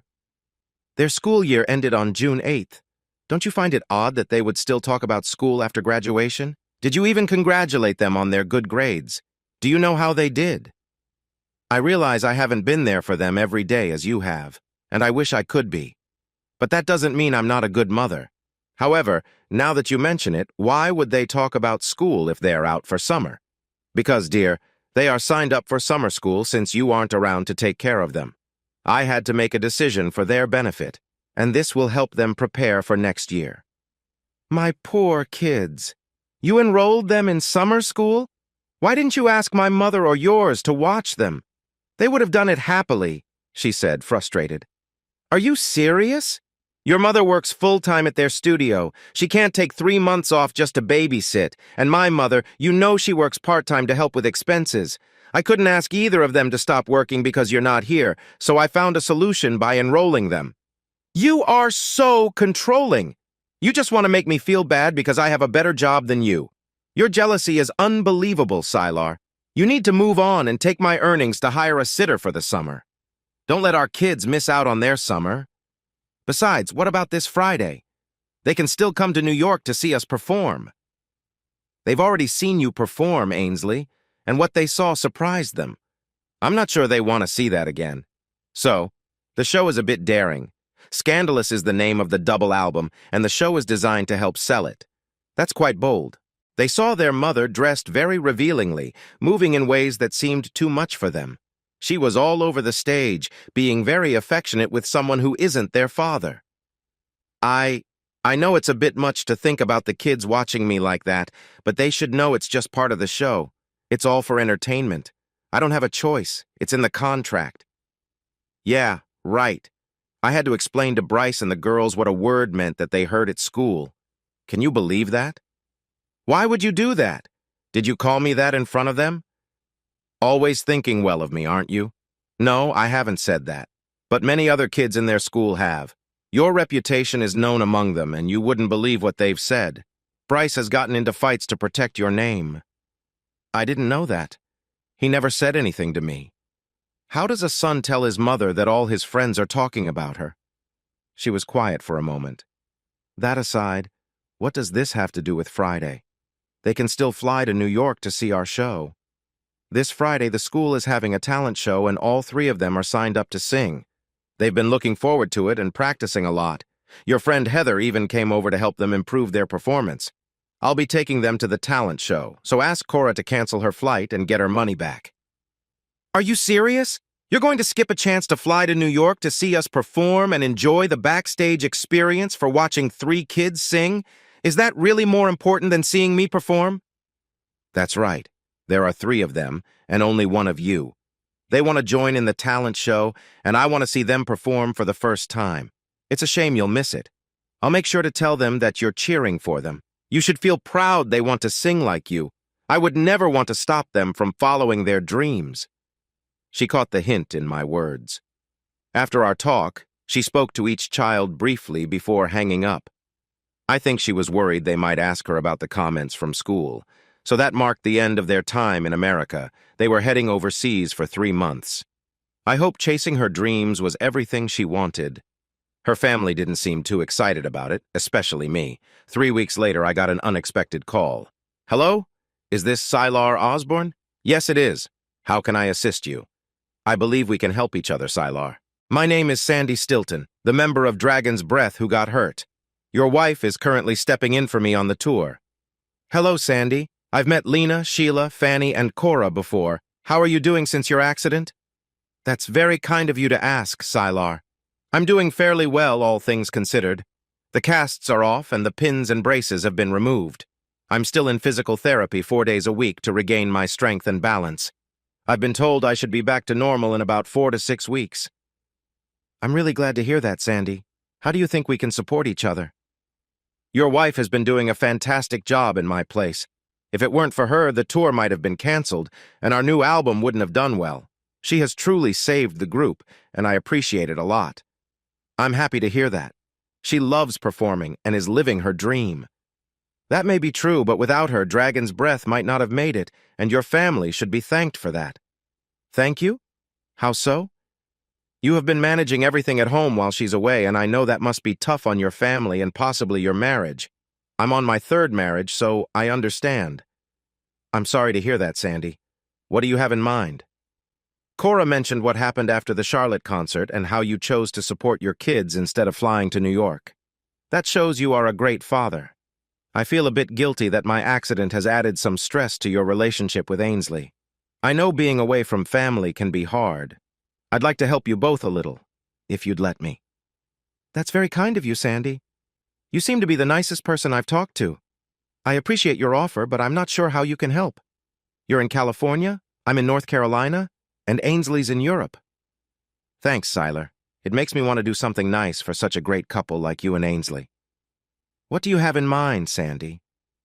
I heard that your wedding anniversary is coming up in about a week. Is that right? Yes, it is. Just 8 days from today, actually. That's what I heard. Let's see. That falls on a Friday, and on that Friday, they will be performing in Venice, Italy. I haven't checked their schedule lately, but that sounds about right. I also heard that you've decided not to use your wife's earnings for your family since she left. I don't think my personal life is any of your concern, Sandy. I'm truly sorry, Sylar. I mean no harm. I mention this only to say how much I respect you for taking care of your family. The world could use more people like you, and I'm serious, she said. I appreciate that, Sandy, and I take my duties seriously. You're very welcome. After everything your wife has done for me and our group, I just want to show my thanks. I'd like to plan a surprise for your wedding anniversary. Here's my idea. The Dragon's Breath private jet is free while they're on tour. They'll be using buses in Italy, so I will have our pilot bring the jet to you at the Greensboro Airport. Go to the special gates desk, where I'll have your gate pass ready. Make sure to have your passport with you. You will be flown directly to Venice Marco Polo Airport. There will be a lovely bouquet of flowers waiting on the plane. After customs, a limo will take you straight to the hotel where the group is staying. Their concert ends at 10 p.m., and they will be back in their rooms by 11 p.m. Your limo will arrive at 11:30 p.m., and you can surprise your wife with the flowers for your special night. It's a small way for me to express my gratitude for all she's done. That sounds incredible. Just what Ainsley and I need. I'm not sure what to say. Just say yes. That's all you need to say, she laughed. You can stay for the night or as long as you want. It's completely flexible and there's no rush. That's so generous of you. I can have the kids stay with their grandparents while I'm away. I'm sure they will be happy to help so Ainsley and I can celebrate. Great. You have a lovely family. Just remember to keep this a secret so your wife won't find out and ruin the surprise. I only have one request and I hope you can agree. For such a wonderful gift, Sandy, I can't say no to anything you ask. You're kind. All I ask is to be part of this surprise. I can't express how thrilled I've been about being part of this surprise. I want to see the look of joy on her face when you give her the flowers and wish her a happy anniversary. That will be my only reward while I recover here. If you can FaceTime me right when you walk into her room, I'd love to share that special moment with both of you. After that, you can hang up, and I won't expect to hear from you again until you want me to help with your trip back home. I can do that, Sandy. I know she will want to thank you for making this happen. Let's do this. So I found myself on a private jet landing in Venice, the city of love. I could picture the gondola rides Ainsley and I might take to reconnect in our marriage. This trip could give our relationship the boost it needs. There was a box of 24 red roses with white flowers on the plane, ready for me to take to her. The limo driver held a big sign with my name and drove me straight to the hotel as Sandy instructed. He walked with me to the penthouse suite where the group was staying, just in case I needed help since I don't speak Italian. He talked to a guard at the door, and after checking my pass, he gave a secret knock. The door opened quickly. I nervously shook the driver's hand and thanked him for his help. Another guard inside welcomed me. "Hello, sir. May I see your pass?" "Of course," I replied as I held the bouquet of flowers. He looked it over. "And who are you again?" he asked. "I'm Sylar Osborne. Ainsley Osborne is my wife." "I'll take care of this, Robert," a woman said. "Yes, ma'am. His pass is valid and signed by all four of you," the man confirmed. "I remember you, Miss Compton," I said. "Please call me Fanny Sylar. I've been waiting for you. Sandy said you'd come to surprise Ainsley for your anniversary. I promise she knows nothing about it." I noticed more than 20 people in the large suite where the rich and famous mingled. Some were chatting, while others were enjoying drinks and celebrating. I was relieved that Ainsley wasn't out in that crowd. She might already be resting in her room. I hope to surprise her and make the evening special for us. "Those are beautiful flowers, Sylar," Fanny remarked. Here's a simplified, appropriate version of the passage. Ainsley is going to love them, especially since you brought them personally. This suite has several bedrooms. Ainsley always chooses room number 3 wherever we go. She says the number has stuck with her because of something in her past, which I find sweet. We all care about her for everything she's done to help Dragon's Breath. She's a natural at it. But let's not get distracted. I made sure to get the spare key for room 3 when we checked in, expecting your arrival. I think Sandy had a great idea to set this up. It's just down the hall, around the corner. She led me to Ainsley's room. Suddenly, I remembered Sandy's request and called her via FaceTime. In a quiet voice, Fanny greeted Sandy and wished her a quick recovery from her accident. With my phone's camera facing forward, Fanny unlocked the door for me without making a sound, leaving it slightly open before stepping away. I appreciated that she wasn't trying to interfere with this special moment. My heart was racing as I gently opened the door and slipped inside, holding my phone in one hand and the flowers in the other. What I saw next was unexpected. It took me a second to adjust to the dim light, and I blinked to make sure my eyes weren't deceiving me. Inside, there was an intimate moment unfolding between Ainsley and others that left me frozen in place, unable to move or speak. Ainsley noticed me right away and addressed one of the men in a playful tone. Meanwhile, the room's atmosphere shifted, and the intensity of what was happening became overwhelming. I stood still, processing everything, trying to make sense of it all. Here's a simplified and appropriate version of the passage. I stood there, frozen in shock at the scene before me. My mind raced, and I could no longer remain quiet. I shouted, "Happy anniversary, Ainsley! It seems you're celebrating without me!" I threw the flowers I had brought across the room toward them. The flowers scattered, landing around the group. 4 heads turned toward me, and Ainsley gasped when she realized I was there. I quickly ended the FaceTime call with Sandy, shoved the phone in my pocket, and stormed out of the room. As I hurried toward the exit, I heard Lena shout, "Phone!" behind me. A security guard appeared, likely alerted by the commotion. He approached me as I reached the door. "I'm sorry, sir, you'll have to leave your phone with us," he said. Lena, still standing in the hallway, pointed at me and accused, "He's the one. I saw him recording me without permission. We can't afford another scandal." Ainsley appeared, wrapped in a sheet, clearly shaken by the situation. "Don't let him leave until I speak to him," she said. The security guard grabbed my arm, but I handed him my phone. "Here, take it. There's nothing on it but pictures of my family. I didn't record anything. But if you try to stop me from leaving, I'll take legal action," I warned him. He quickly let go of my arm and took the phone. Ainsley looked at me, her voice trembling. "How did you end up here tonight?" I responded coldly. "In case you forgot, today is our wedding anniversary. I wanted to surprise you with flowers and reconnect after all this time apart.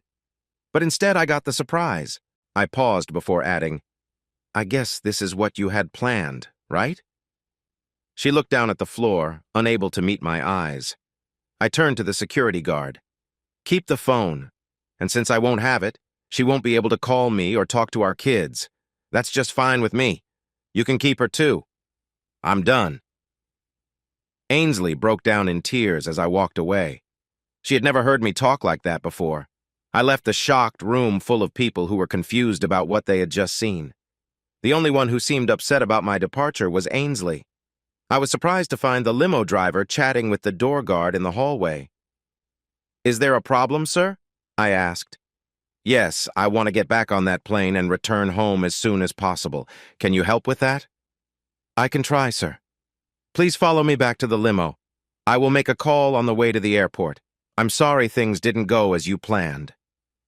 I nodded, understanding. As we walked to the airport, I heard him speaking on the phone. "I just talked to Sandy Stilton. She couldn't call you because your phone was taken, but she wants you to know she feels for you. She saw what you saw and understands your wish to go home quickly. She's contacting the pilot now and promises the jet will be ready when we arrive. A different pilot will be coming back with us because of the required rest time for pilots.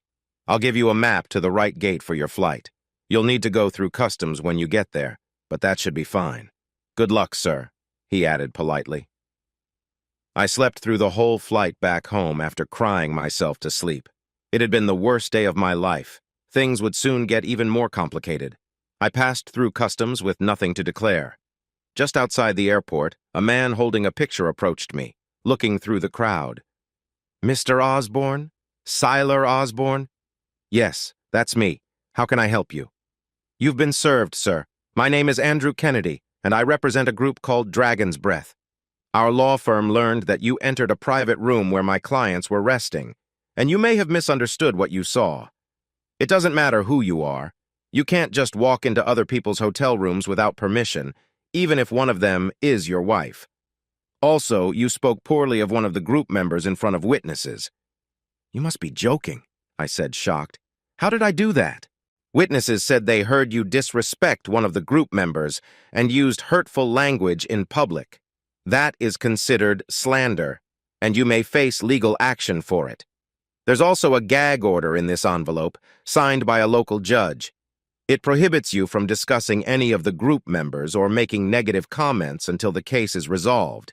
If you try to say anything bad about the group or its members while they are on tour, including your wife, you will face serious consequences. Do you understand what I just explained to you, sir? I nodded, surprised. Okay, he went on. I've recorded our meeting so you can't later say you weren't aware of what's happening and the legal issues involved. I shouldn't have been shocked by how quickly they were handling my sudden awareness. I had often heard that knowledge gives you strength. Why did I feel so weak now? When I got home, I took a shower, changed clothes, and enjoyed a nice meal. Then I went to pick up the kids. We had a happy reunion, and they asked about my meeting with their mom. I told them she wasn't feeling well and needed more time to get better, so I decided to come back home to be with them. We shared a long, warm hug. Mom asked for details, but I explained privately that I couldn't share anything because of a court order. She couldn't understand how I could get into legal trouble during such a short visit. It was frustrating for both of us. Soon after getting home, there was a knock at the door. It was a delivery from Circuit City, and I didn't have to pay for it. I signed for it and brought the package inside. It was a brand new Apple iPhone, the latest model. I was confused because all my contacts from my old phone were already on it. A few minutes later, I got a call on my new number that no one knew. Hello, Siler. I see you got my gift. I just got a text saying it was delivered. Hi, Sandy. Yes, I did. Why did you send this to me? They kept your old phone to check for pictures or videos. Since your trip was my idea, I thought it would be nice to replace it. But how did you get my contact list on it? My IT guy took care of that. Don't ask me how he did it. How are you holding up? As you can imagine, I'm not doing great with everything going on, but I have to be strong for the kids. I'm proud of how you're handling things without resorting to drinking like many would. You're showing real strength and care for your family, and I respect that. I also know they served you with a misleading lawsuit just to silence you. I can help with some things, but I can't make it disappear right now. Still, if you let me, I promise to support you through this lawsuit and help you succeed in the end. But how can you help me? They believe I recorded or took pictures of what happened that night, but I didn't take anything. It's my word against theirs, and they have numbers on their side. Don't forget, Sylar, you have a secret advantage. What is that? I asked. Me, Sandy replied. How do you mean? Well, when you have some time later, look for a video on the phone you're holding. It has a clip of about 90 seconds showing what you saw happen in your wife's room. Now you have proof, but keep it to yourself until the court date, which will probably be after this tour. I just wanted to ease your mind about that. How did you get that recording? My IT guy did it for me. He's really skilled. I think he recorded the video call somehow. She explained more details about the situation. To save some money, I decided to cancel the service on my old phone that had been taken in Venice. I could always get it back on later if I wanted. Luckily, Ainsley didn't know about my new phone or its number. Sandy added it to her plan, so it was not linked to my name. Without my old phone back, Ainsley couldn't reach me or the kids. When the kids asked why their mother stopped calling, I told them the truth, that the group took my phone in Venice to make sure I didn't have any unapproved photos. I assured their security that I didn't have any. But now that I didn't have my phone, their mom couldn't call me. We don't have a landline, and the kids weren't aware of my new phone. A week of quiet passed until one evening there was a knock at the door. The kids were upstairs, so I went to the front door and was surprised to see 3 people, Ainsley, Lena, and the guard I had met in Venice. "What are you doing here?" I asked, startled. "I live here," Ainsley said without emotion. "Not for the past 4.5 months. We don't have much time to talk, Sylar. We slept on the plane to get here. We can only stay tonight, and I hope you will take me back as your wife. We need to return tomorrow for our next show. We both came to talk to you about some important things." "Like what?" "First, here's your phone. We checked and found no videos or pictures were taken by you in Venice that night. We're sorry for the misunderstanding and returning it. I could have saved you a trip if I'd known.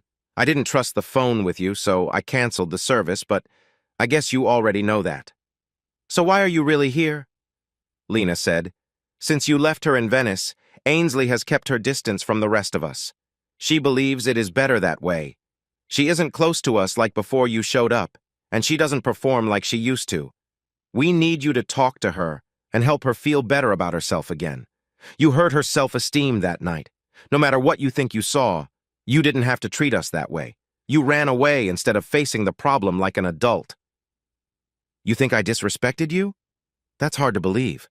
I saw my wife breaking her promises to me, and that's okay to you? But when I chose to leave rather than watch her with 2 other men on our wedding anniversary, I'm the one being disrespectful? I believe you both made some poor choices, and I don't care if you think I was wrong. Hey, that kind of talk is not welcome here, the security guard said strongly. Ainsley looked unsure, but Lena smirked, which made me upset. You come in here and try to tell me what I can say? You're not welcome here. Leave, I insisted. He's staying, Ainsley said. This place is mine too, and he's here because I invited him. We thought he might keep you calm. He's here to protect you from me? If he stays, I'm leaving. That solves your safety issue. I turned away and walked to the kitchen, where I took my keys from the wall. I headed to the garage, but Lena shouted, "Stop him!" The guard rushed to me before I could open my car door.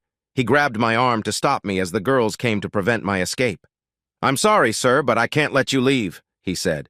"If you don't let me go right now, there will be a serious problem," I threatened.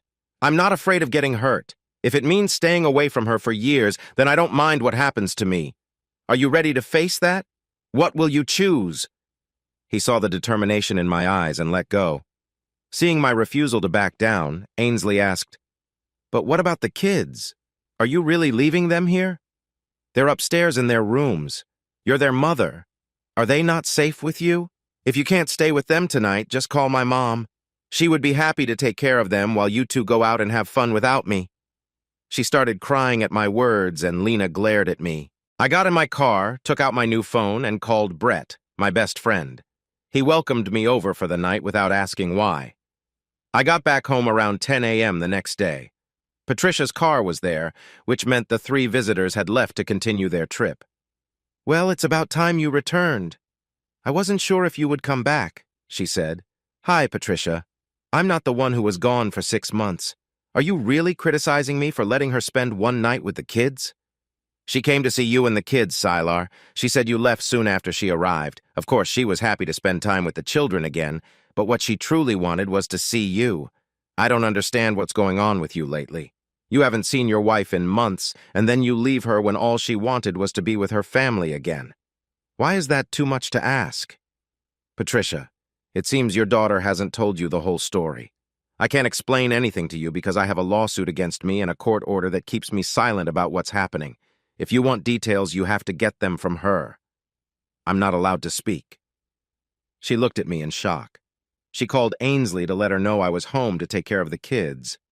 When Patricia tried to give me her phone afterward, I simply walked away. She said I was being very disrespectful to her and to my wife, but I stood firm. "I'm very disappointed in you, Sylar. It must be a big lie for you to be in such trouble. Ainsley is willing to forgive you if you just talk to her. The court order prevents me from talking to her, Patricia." "Don't be silly. She's your wife." "Not for long, I'm afraid." "You're being unreasonable. She told me you were jealous of her success and that you are trying to hurt her for following her dreams. Maybe one day your daughter will share the hard truth with you. Until I get my chance in court, I can't say anything more." I found my old phone on the kitchen table. It seemed Ainsley contacted our service provider to fix it so she could reach me. I called them to apologize and to request the service be canceled again. Then I placed it in a drawer and kept using the replacement phone Sandy had given me.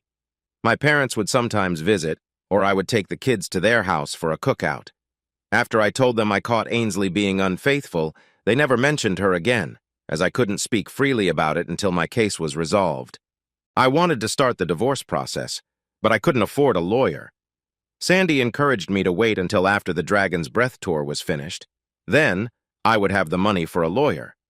She offered to pay for one now, but I turned her down, valuing my independence. Patricia wanted to take the kids to her home twice a week for visits, which I allowed until school started again. During those visits, she let the kids talk to their mother instead of facing confusing conversations with me. In early August, once school began, I only let her pick them up on Saturdays to keep their routine steady. There was no contact between Ainsley and me until the tour was over and she returned home. I spent a lot of time online learning about divorce procedures and lawyers. Patricia mentioned that the kids and I were supposed to meet Ainsley when she arrived, but I didn't want to put them in the middle of our reunion.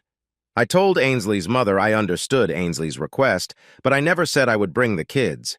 Instead, I took them to the mountains for the day, where we enjoyed a hike and a picnic. When we got home just before dinner, Ainsley and a bunch of suitcases were waiting for us. I felt I had to let her in as the kids rushed to greet her. They grabbed her bags while I kept to myself. I ordered enough pizza for everyone and spoke very little to her, keeping my distance. The kids were already aware of our issues and didn't seem surprised by my behavior. I kept busy with chores in the kitchen while she spent all her time with them. After the kids went to bed, Ainsley came to talk to me. "The kids want to know why you're being so distant. Thank you for not turning them against me. I thought you might do that. If they ask me, I will tell them the truth. I don't feel the need to guide you on what to say. Are you staying at your mother's tonight? I can call her for you if you'd like." "That's silly. I'm with my family. I live here. We need to discuss this and return to how things were before I left for the tour." "I'm sorry, but my lawyer advised me not to talk to you or mention any of the group members until the lawsuit is settled. I'm following his advice, Miss Gruber. Where do you plan to sleep then?" I knew I couldn't push her out of the house. "Miss Gruber, I see that I have my work cut out for me. If you can convince Lena and me that you don't remember seeing anything that night in Venice, I promise all charges will go away. As for where I'm sleeping, I'll be in the main bedroom with you. That's where I want to be." I went to our bedroom and packed my clothes and things into boxes I had prepared for this. She tried to talk to me while I moved my things downstairs to the basement. There was a couch that turned into a bed down there that would work for me. Her energy picked up because I wasn't engaging. After I took what I needed for the night, I closed and locked the basement door from the inside. She knocked and called my name for a while, but eventually stopped. I quickly fell asleep.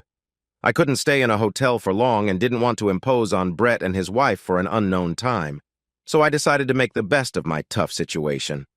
Luckily, the kids had school during the week, and I had work too, but that meant Ainsley was alone at home all day. When I went to pick up the kids after work, I learned she had canceled their after-school care, and they took the bus home at around 3:30. When I got home, I saw that the locks had been changed. My key didn't work anymore. Ainsley was waiting at the door. "Open the door, Ainsley. Not until you promise to sit down and talk things over with me tonight. That's all I want." When she spoke, the kids came to the front door to see what was going on. "When you arrived last night, Ainsley, you were locked out, and I let you in without any conditions. Right, Bryce?" He nodded, agreeing with me. "You can come in, Sylar, but only after you promise to talk to me. Emily, Bryce, Darla, could any of you please open the door and let me in?" After checking the locks from inside, Darla said, "Sorry, Daddy, we can't. There's no knob to turn for the deadbolt. It needs a key on both sides, and we don't have one." "That's right, Sylar. It's my way or no way, so promise you'll sit down and talk with me, even if it takes all night, and I'll let you in right now." She was trying to force my agreement.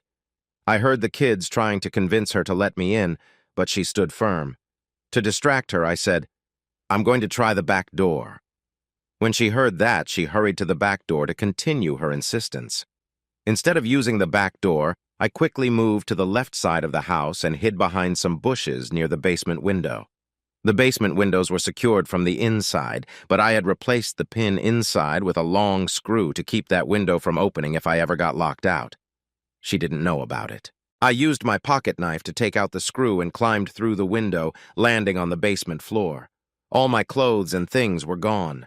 Ainsley must have moved them back to the master bedroom. At least I knew what she had been doing all day. As I quietly went up the basement stairs, I noticed the lock I had put in before was missing. To keep my entrance a secret, I tiptoed up to the master bedroom. Just as I thought, all my stuff was moved. I sat on the bed and called out to the kids. "Hey, kids, is anyone home?" I heard quick footsteps coming up the stairs, along with Ainsley's. "How did you—" She started, but I cut her off. "Never mind how I got here. How would you all like to go out for pizza?" The kids were excited at the idea. "Not tonight," Ainsley said. "I'm almost done cooking your favorites." Well, I'm going out for pizza right now. Who wants to come with me? The triplets cheered in agreement. Okay, go get in the car and I'll join you soon, I said. They hurried out of the room. You're just going to leave me here? She asked quietly. Like you left me outside? Go or stay, it's up to you. Let me just turn the stove off. I'll give you 30 seconds and then I'm leaving, with or without you. She rushed downstairs to hurry up. I enjoyed talking with the kids during our meal but didn't say anything to Ainsley, even when she tried to talk to me. After pizza, I stopped at a home improvement store on the way back to pick up a few things. Everyone decided to join me inside to see what I was buying. I got an air mattress, a new lock, screws, glue, and locks for the house that all use the same key. I also had 4 extra keys made. No one asked why I was buying those things. When we got home, Ainsley unlocked the door and we all entered. I quickly started replacing the door lock and gave keys to her and the kids. She didn't like it when I took a hammer and smashed the lock hardware she had installed today, throwing it all away. Next, I put a new strong latch on the inside of the basement door, using super glue on all the screws. Ainsley watched closely. I told her that if anyone tried to take off that latch, they would have to damage the door. She understood me. After that, I needed to move my clothes and things to the basement. What happened to the futon that was down here? I donated it this morning. It's gone, she said proudly. I'll get a new one delivered tomorrow. If something happens to it, I will donate everything you have in this house. Do you understand? I said firmly. She nodded. It took 3 days to get the new bed delivered, so I slept on an air mattress on top of my workbench in the basement, which made her unhappy. She never found out how I managed to stay in the house. Ainsley saw that her attempts to control me didn't work and that it made her look bad in front of the kids. She wouldn't try to keep me out again. I kept spending time with the kids, helping them with homework and strengthening our bonds while their mom was away. From that day on, I stopped at a diner on my way home for dinner, which made Ainsley very upset. I spend all day making your favorite meals. The least you could do is eat them. Chapter 7. How do I know you wouldn't try to harm me? Don't be silly. I would never do that. I realize I'm taking a risk by saying this, but you also promised to be loyal to me and not to cheat. I warned you before you left, and you didn't listen. Ainsley, you have not been honest with me. I can't trust what you say anymore. You can cook for yourself and the kids. I don't think you would hurt them, but you don't need to make meals for me anymore. I don't trust you. She left the room in tears. She wanted us to eat together as a family, but I couldn't do that after everything that had happened. So during the time I spent at home, I was either with the kids or sleeping alone in the basement. A week went by with her disappointing me when the charges against me were finally heard in court. Lena Stratton, Sheila Shanti, Fanny Compton, Sandy Stilton, my wife Ainsley, manager Cora Broadwell, and security guard Robert Tilton were all on one side with the attorney. I sat alone on the other side of the courtroom with my lawyer. I thought the courtroom would be full because of the attention this case was getting. However, the attorney for Dragon's Breath convinced the judge to keep the proceedings private. I had my suspicions about why, but didn't dwell on it. I just wanted everything to be settled once and for all. My lawyer didn't oppose the privacy as long as the end result would be available to the public. Their lawyer argued hard against that, but didn't succeed. One by one, the plaintiffs went to the stand, were sworn in, and talked about my surprising outburst where I publicly insulted a performer from Dragon's Breath, my wife, in front of many witnesses. They all said my unfair comments came from jealousy about Ainsley's success, which hurt not only her but also the whole group. The only person who didn't testify against me was Ainsley, who said she had the right to keep quiet. This didn't bother me at all. When it was my turn to speak, the judge listened closely and seemed to expect an easy case. My attorney skillfully asked questions to help me share what I saw that night in Venice. Objection, Your Honor. The opposing counsel is guiding the witness. Mr. Osborne's story is just in his mind. There is no witness here today to support his claims, including his wife. Overruled. As you requested, this is a private hearing. I want to hear what he has to say. He has been silent until now. Please continue, Mr. Osborne. Thank you, Your Honor. I wanted to surprise my wife with flowers and a special night for our wedding anniversary. But when I entered her room, I saw her with 3 other people. Can you name the 3 people? Yes, they were Lena Stratton, who was sitting next to Ainsley, and also Hector Alvarez and Xander Eckert, 2 dancers who performed in their shows. Objection, Your Honor. The defendant can't just make up names and falsely accuse them when they're not here. Where are those 2 dancers? My lawyer responded, Your Honor, I tried to reach them but couldn't find them before this case started. I have pictures and details taken from the Dragon's Breath website showing all their performers. That information has been submitted as evidence. I will allow the testimony to go on, but please get to the facts quickly. Thank you, Your Honor. Mr. Osborne, you have made serious claims against these 4 individuals. Why do you say that? I say that seeing my wife with others on our wedding anniversary is what made me say those hurtful things I'm being accused of. I object, Your Honor. We have listened to this man's exaggerated stories long enough. He is making claims against many witnesses. It is shocking that he would share these falsehoods in court. We ask the judge to end this act by ruling in favor of the plaintiffs. What do you think, Counselor? Are you ready to present solid proof beyond one person's word against many others? Yes, Your Honor. I have a video clip here that supports my client's statement. With your permission, we would like to show this as evidence to protect my client's reputation. Any objections, Counselor? The judge looked at the opposing lawyer. None, Your Honor. I doubt any evidence could exist. I look forward to seeing this person's attempt to prove his claims. It seems he is trying to frighten my clients into settling for an unreasonable amount, but that will not happen. Let us see what he brings, he laughed. My lawyer gave the USB drive to the deputy, who took it to the court clerk to set up the video. She handed the remote to my lawyer, who played the clip I had provided. As soon as the video started, Lena jumped to her feet and shouted, Stop! Your Honor, if it pleases the court, I need a moment to talk to my client before we continue. Of course, Counselor. He spoke quietly with Lena for about 15 seconds and then continued, Your Honor, my clients would like to speak with Mr. Osborne in hopes of reaching a fair agreement and saving the court's time. Very well. This court is adjourned for lunch until an agreement is reached or we continue with the case, the judge said, striking his gavel. We were taken to a nearby conference room. Lena looked me straight in the eye and said, How did you get that video? And you accuse me of slander? Does it matter how I obtained it? I have it, and that's what counts. It shouldn't disturb anyone here if the truth comes out, right? You arrogant person! All this fuss just because a talented man was helping a woman when you were never there for her? Lena accused. Arrogant? You can try to use that against me all you want. I don't care who he is. She was with someone else, and that's what I can't accept. You don't own her. She can find happiness wherever she chooses. You're correct about that, Lena. That's why I want to free her from any legal ties to me through our marriage.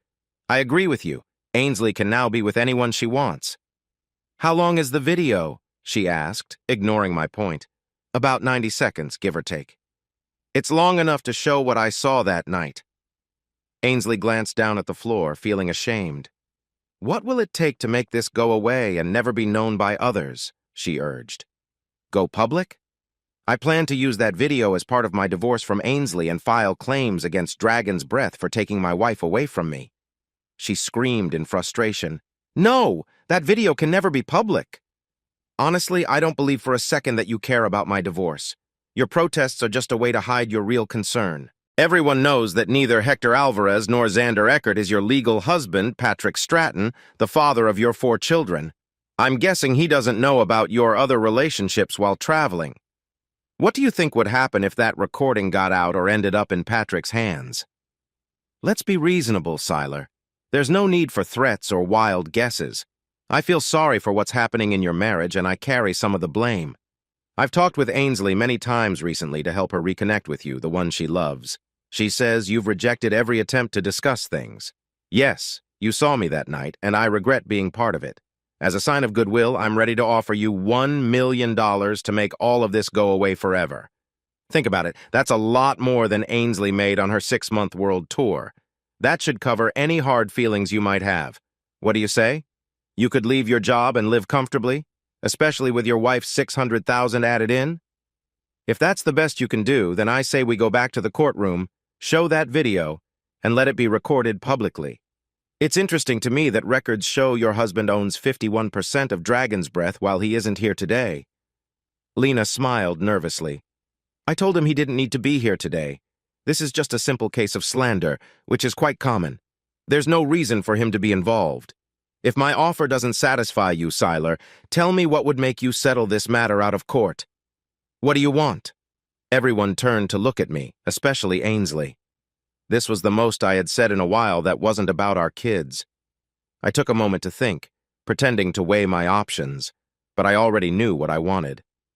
Since you asked, I should tell you that I've learned some things about Dragon's Breath. There are 5 people involved. Lena's husband, Patrick Stratton, who owns 51%. The other 40% is shared among 4 main performers, Lena Stratton, Sandy Stilton, Sheila Shanti, and Fanny Compton, each with a 25% share. After your very successful world tour, Dragon's Breath is worth $40 million. We don't need a lesson on finances, Siler. We already know this. What will it take to make this go away?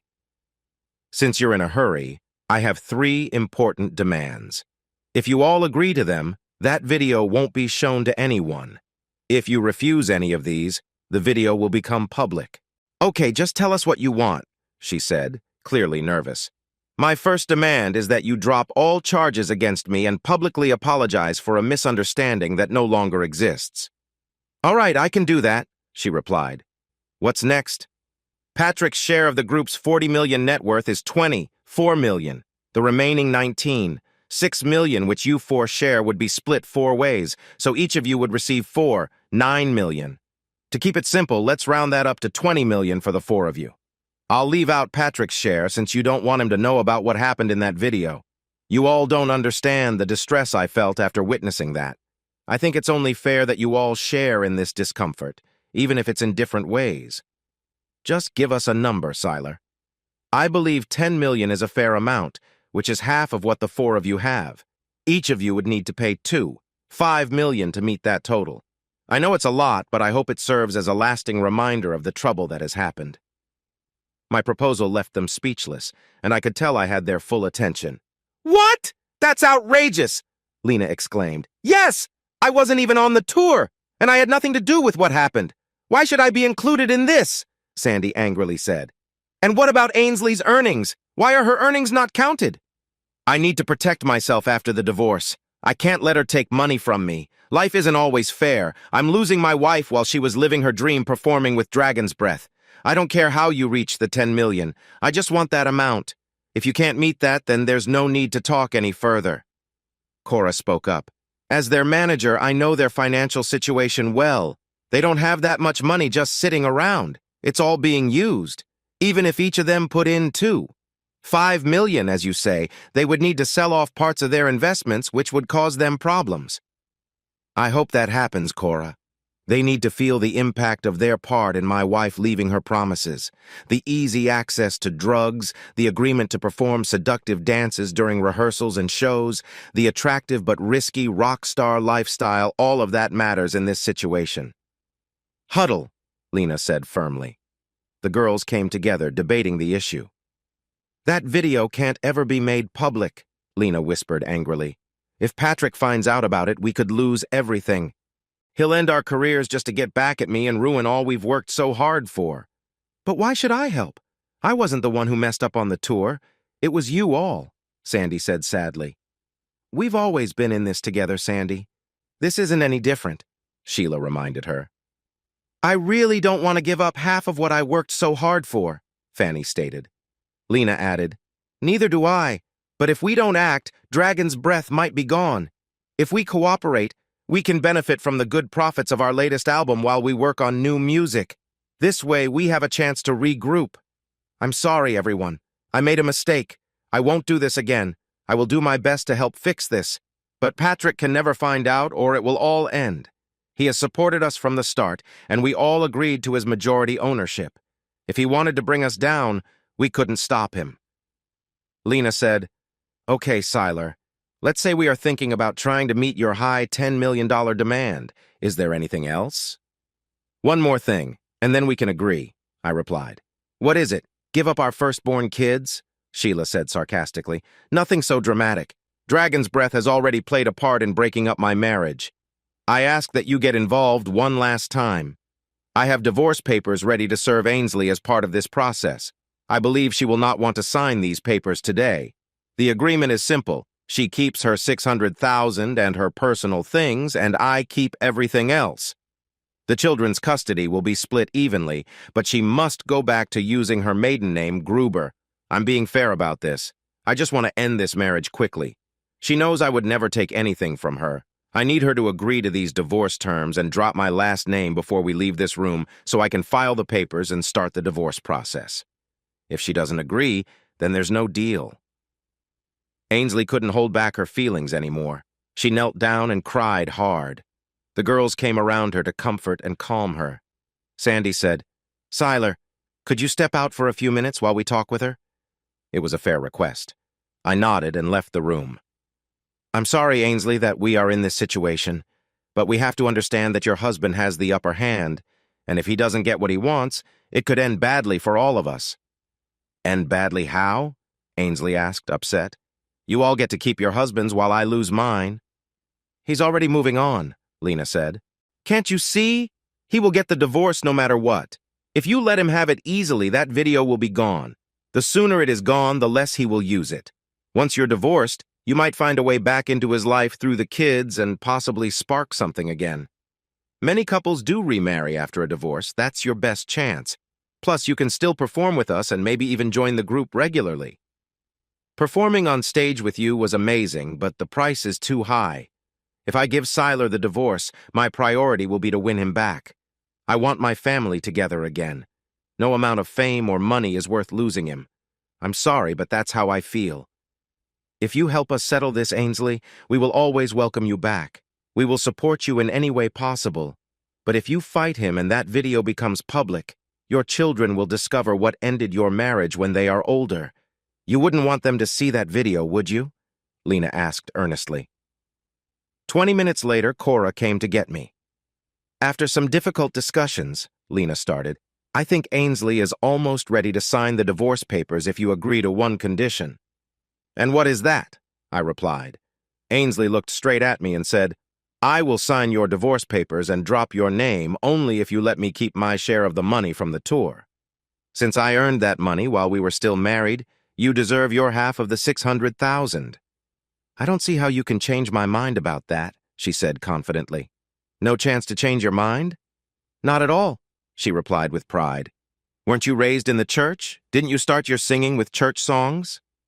"That's right," she agreed. I stood there quiet for a moment, as if I was thinking about her offer. "Okay, if that's how you feel, then I have to accept how we'll split the money." Ainsley smiled, feeling like she had won. "But I want to be clear with you. When you give me your check to deposit, I will sign it over to a local charity that supports causes against what you believe. If you want to spend $300,000 on such causes, that's your choice, but I will never use that money for me or the kids. Do you still want to give me that check?" Ainsley looked ready to explode. I kept a calm face, knowing she hated to think of her money going against her beliefs. I was counting on that. Finally, she said, "Forget it then. If you're just going to waste it, I may as well keep it." "Good choice," I said.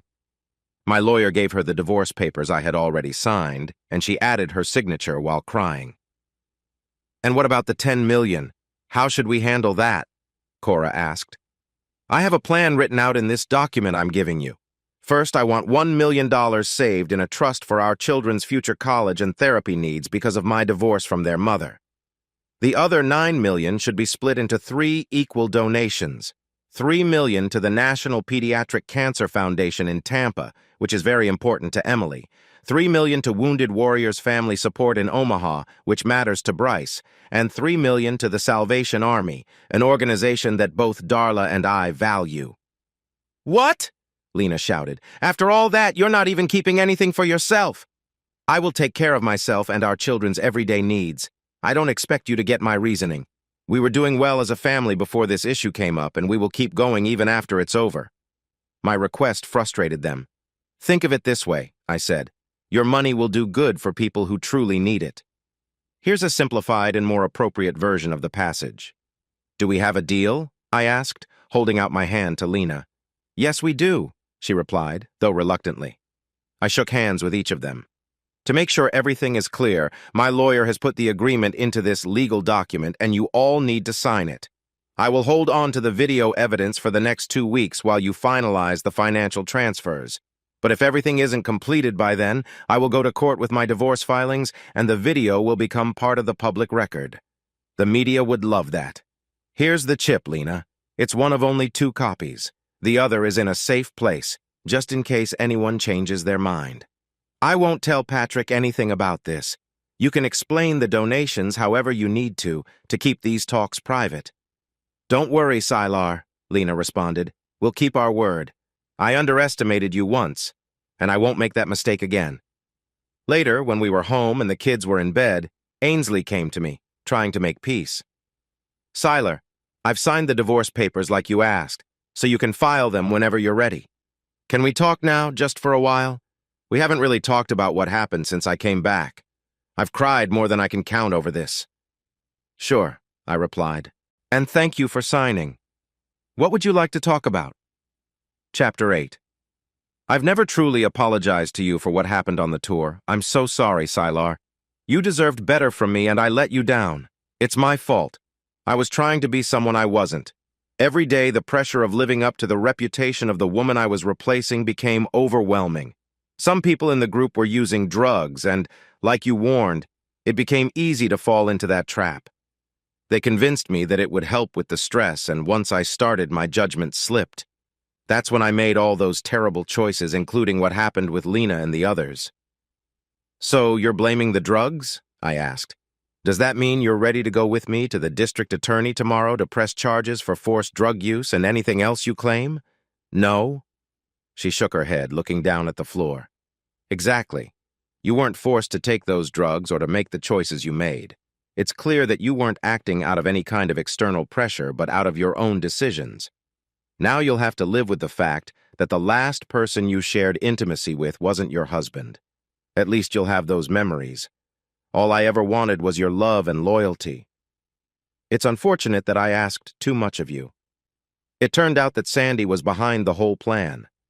Fanny, her best friend, told her about Lena's and my wrong actions. Sandy feared I would take her place in the group, so she arranged for you to go to Venice and see what I was doing. She hoped the drama would be enough to make me leave after the tour. She was right. I've never felt so ashamed in my life. I want you to know that even though it was too late, I changed that night. I never touched another man or anything illegal again. I am heartbroken and know it's my fault. I can only blame myself. None of it was worth losing you, none of the fame, the cheers from the crowds, or the money. I can't change the past. From now on, my main goal is to earn your forgiveness. I know that may never happen, but I will never stop trying. I love you, Sylar.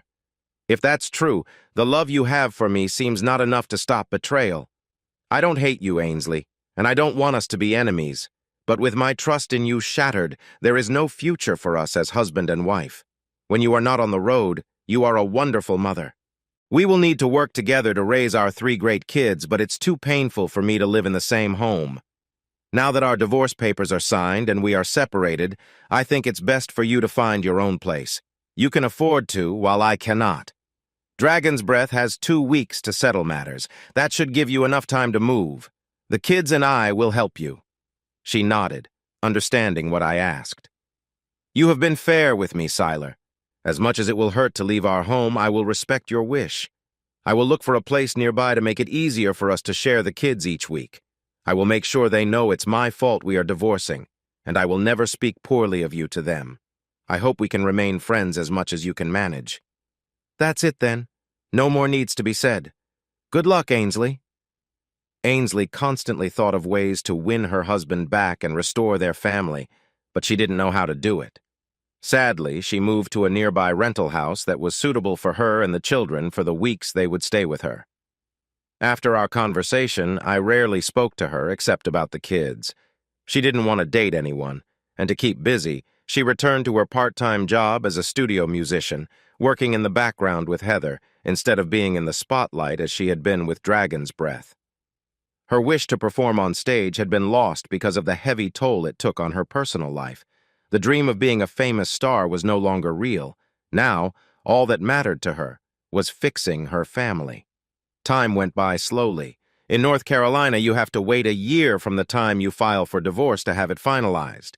When that day finally arrived, she reluctantly became Ainsley Gruber again. I never asked for her wedding rings back, so she kept wearing them. She did notice I was no longer wearing mine, but she kept quiet about it.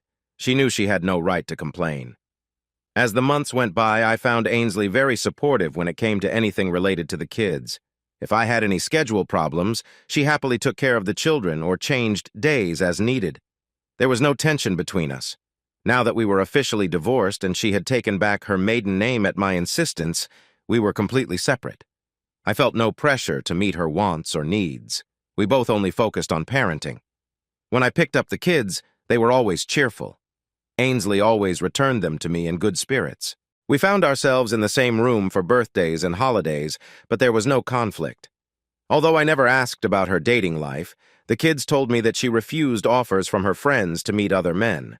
It was clear she was only interested in one person, but I didn't ask.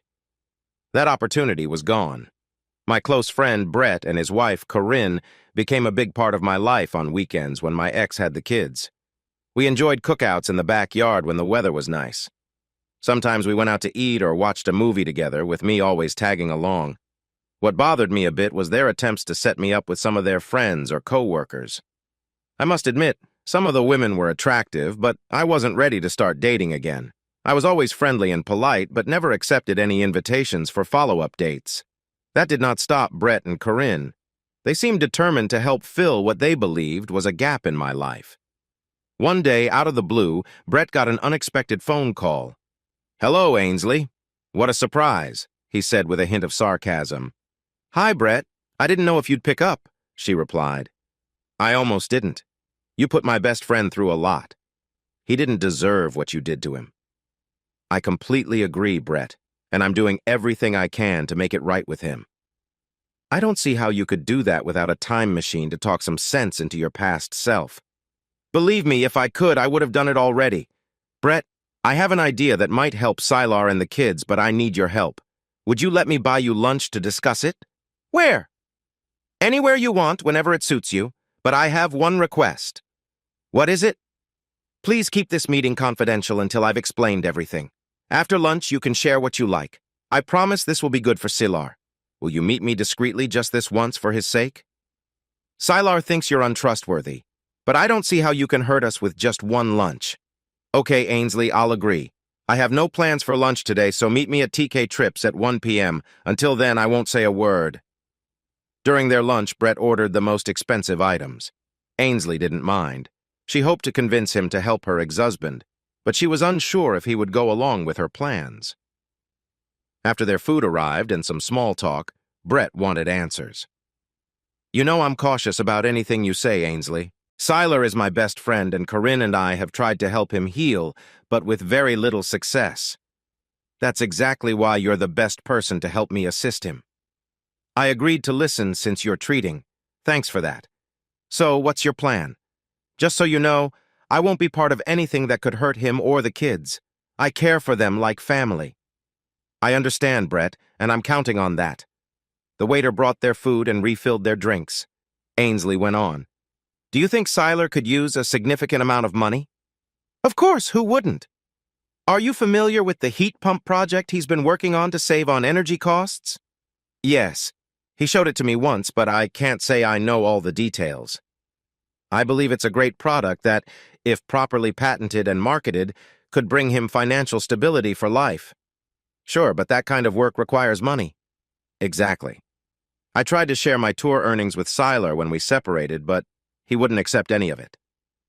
I've been really stressed trying to find a way to help him with money, but I hadn't come up with anything until I read about 2 stories in North Carolina. On May 17th, a man from Mooresville bought a $20 lottery ticket from a local store and won a $2 million prize. I remember hearing about that. It was all over the news for days. Do you think Sylar has heard about it?" "I'm sure he has. I think he brought it up a few weeks ago at a cookout, saying something like, 'Some people just get lucky.'" That got me thinking, what if Sylar won a lottery too? As you mentioned, he knows it can happen to anyone, so why not him? But there are 2 big problems. First, he never buys lottery tickets, at least not while I've known him. Second, Even if a ticket somehow came his way, what are the chances it would be one of the big winners? That's why he doesn't play. He feels he can't spend money on things like that. I can almost hear him saying it. What are you getting at, Ainsley? I saw a funny video years ago on a TV show where a husband gave his wife a lottery ticket for Christmas. He filmed her excitement while she opened the gift. He built up the moment, and when she scratched it off, it said she won $1 million. She was so happy, crying with joy and wanting to call everyone she knew. But then he revealed it was a fake ticket, a joke. I remember her reaction wasn't very festive. I bet she was really upset. I would be too, Brett said. Brett, Sylar trusts you as his best friend, and I'm so grateful he has you and Corinne to support him during this tough time with our divorce. I need to ask a big favor. I want you to give him a winning lottery ticket. The key is for you to make him believe it's real. When he wins, be as excited for him as you would actually feel. But how would I do that, Ainsley? Winning lottery tickets don't just appear. Today they do, she said, holding out what looked like a real lottery ticket for him to see. Brett took it and studied it closely. Wow, this looks almost exactly like the tickets I've bought before. I hope it will look convincing. It's completely fake, but only you and I will know that. It is a winning ticket worth $500,000, and I'm hoping to persuade you to somehow give it to Sylar. If it's fake, how will he collect? When he sees it as a winning ticket, there's a phone number on the back that connects directly to the lottery office for confirmation. That number goes to a phone my friend will have until it is called. She will ask Sylar for a code on the ticket that proves it is real. She will suggest that he open a new bank account in his name to keep the money safe. Once he gives her the account number, I will transfer the money to him. Your role will be to guide him to use it to legally protect his invention, which I think will cost around $50,000. With the patent, he can use the rest to have a manufacturer make as many of his product as he can. When he starts selling, it will change his life. I ask for only one thing, Brett. Sylar must never know the money came from me. Never. Are you serious, Ainsley? This isn't some trick to hurt me or Sylar, right? Absolutely not. I hurt Sylar and ruined our marriage. That's on me, not him. This is my way of doing something good for him and for our children. Please, I beg you, Brett, let some good come out of the mess I made. Do it for Sylar and our kids, not for me. Brett thought about her offer. He looked into her eyes and saw only honesty. He picked up his phone, glanced at the back of the ticket, and called. A voice answered right away. North Carolina Lottery Commission, Brenda Watson speaking. How may I help you? He hung up the phone. Sorry, Ainsley. I needed to check what you said. Her name is Brenda, but Watson is not real, she clarified. All right, for Sylar and the kids, I'll help. But if this is some kind of trick to hurt my best friend, you won't be able to hide from me, Ainsley. Got it? I wouldn't want it any other way. Thank you, Brett, for being such a good friend to him. Keep the ticket. That's the only one I had made. Now you'll need to act convincingly. Ainsley, if you do your part, I'll do mine. I can handle this. 4 days later, on Saturday afternoon, I found myself at the invitation of Brett and Corinne for a cookout in their backyard. The kids were having a great time swimming in their pool, pretending to splash and play roughly with each other. Brett asked me to cook the filet mignon steaks they had bought, trusting my grilling skills more than his own. Wow, those steaks smell great. You really know how to cook, Sylar. Just keep doing what you're doing, he said. Come on. You can cook just as well, you're just a bit lazy, I teased back. Whatever. Corinne wants me to go to the store for some ice and a few other things for homemade ice cream later. I can't find my wallet. Can you lend me $20 until I find it? Of course, Brett. I owe you more than that for the steaks. These are top quality. They were on sale, and I got them before they sold out. You don't owe me anything. Thanks. I'll pay you back as soon as I find my wallet. No problem. I'll keep these cooking on low until you get back. Brett came back about 20 minutes later. Funny story. I found my wallet in the car right where I left it, so I didn't need your 20 after all. But on a whim, I bought two $20 lottery tickets, one for each of us, so your 20 is gone. Here's the receipt to prove it. He chuckled. What Brett didn't mention was that he actually bought just one ticket for himself and showed me the receipt for my ticket instead. You know, that was a waste of $40, Brett. But you always fall for these games of chance. As for me, This will be the first and last time I spend my money on them, I said. I couldn't be too upset considering how pricey those steaks were, so I tried to take it lightly. We all enjoyed our delicious steaks, baked potatoes, salads, and garlic bread. I thought Bryce was eating a lot. He definitely has a big appetite. While Corinne and the girls cleaned up, Brett and I pulled out our lottery tickets to see what happened. Brett went first and scratched off his ticket. Wow, I won $10. At least I got some money back. Okay, Siler, your turn. I took a quarter and scratched off my ticket while everyone watched. No way! Is this for real? Is this some kind of joke? What does it say? Corinne asked eagerly. I handed it to her. Can you check this and see if it means what I think it means? Wow, Sylar! You just won $500,000! Corinne shouted. Let me see that, Brett said, taking the ticket from Corinne. She's right, Sylar. You're the lucky winner of $500,000. I can't believe this. I never win anything. This is amazing. Does it say how to claim it? Brett flipped the ticket over to read the small print on the back. It says here to call this number anytime, day or night, with the 20-digit confirmation number to confirm that it's real. You should really call them right now. So that's exactly what I did. I spoke with a woman named Brenda Watson from the North Carolina Lottery Commission. She confirmed that my ticket was valid and congratulated me. When I asked her how to collect my winnings, she suggested I open a new bank account in my name with a small deposit. After I call her back with the new account number, she said they would transfer the money directly into my account. I told Brett and Corinne about my phone call. I chose not to say anything to the kids just yet, in case things didn't work out. I felt emotional at the thought of a brighter future for my family. Still, I was nervous to believe it until the money was really in my account. Then, the following Tuesday afternoon, it happened. I was amazed. This was a huge change for our lives. I was $500,000 richer. Thanks for meeting me for lunch today. I was so thrilled when I saw the money in my account. I almost couldn't wait to tell someone. Since I don't have a wife anymore, you're the only one I can share this with. I can't tell anyone else or people will come asking for money. I want to keep this money safe. You're a smart guy, Sylar. You've always thought things through. Thanks. Since you're the only one I can trust with this, I need your advice. I can think of many ways to spend this money, but I don't want to waste it. Well, I usually don't tell people how to handle their money, but since you asked, here's what I would do in your situation. That's exactly what I need. Go ahead. Most people in your position might quit their job and tell your boss, Diane Prentice, off. Sure, that seems tempting, but I'd say that's not the best idea. That's funny because I was thinking of that. Why do you think I shouldn't quit? You know how much I dislike her. Didn't you say that you've learned to find her odd ways amusing? Well, yeah, I had to, or I'd lose my mind over her little quirks. Exactly, so your job shouldn't be your top concern right now. What you should focus on is making that money earn more for you. This could help you build a steady income that might eventually replace your job in the insurance company. The stock market? But I don't know anything about stocks or bonds. I'd be out of money in a year with my luck. No, Sylar, not the stock market, even though it's doing well right now. I can help you with your taxes on your winnings. But what I'm really talking about is investing in yourself. With the money you just won, you could set aside about $50,000 for personal needs to make life a bit easier for you and your kids. It would cost around $50,000 to get a patent for your new heat pump design. Once you have that patent, you can talk to manufacturers about making your heat pumps. Just thinking out loud here, but suppose it costs $1,000 to make each unit.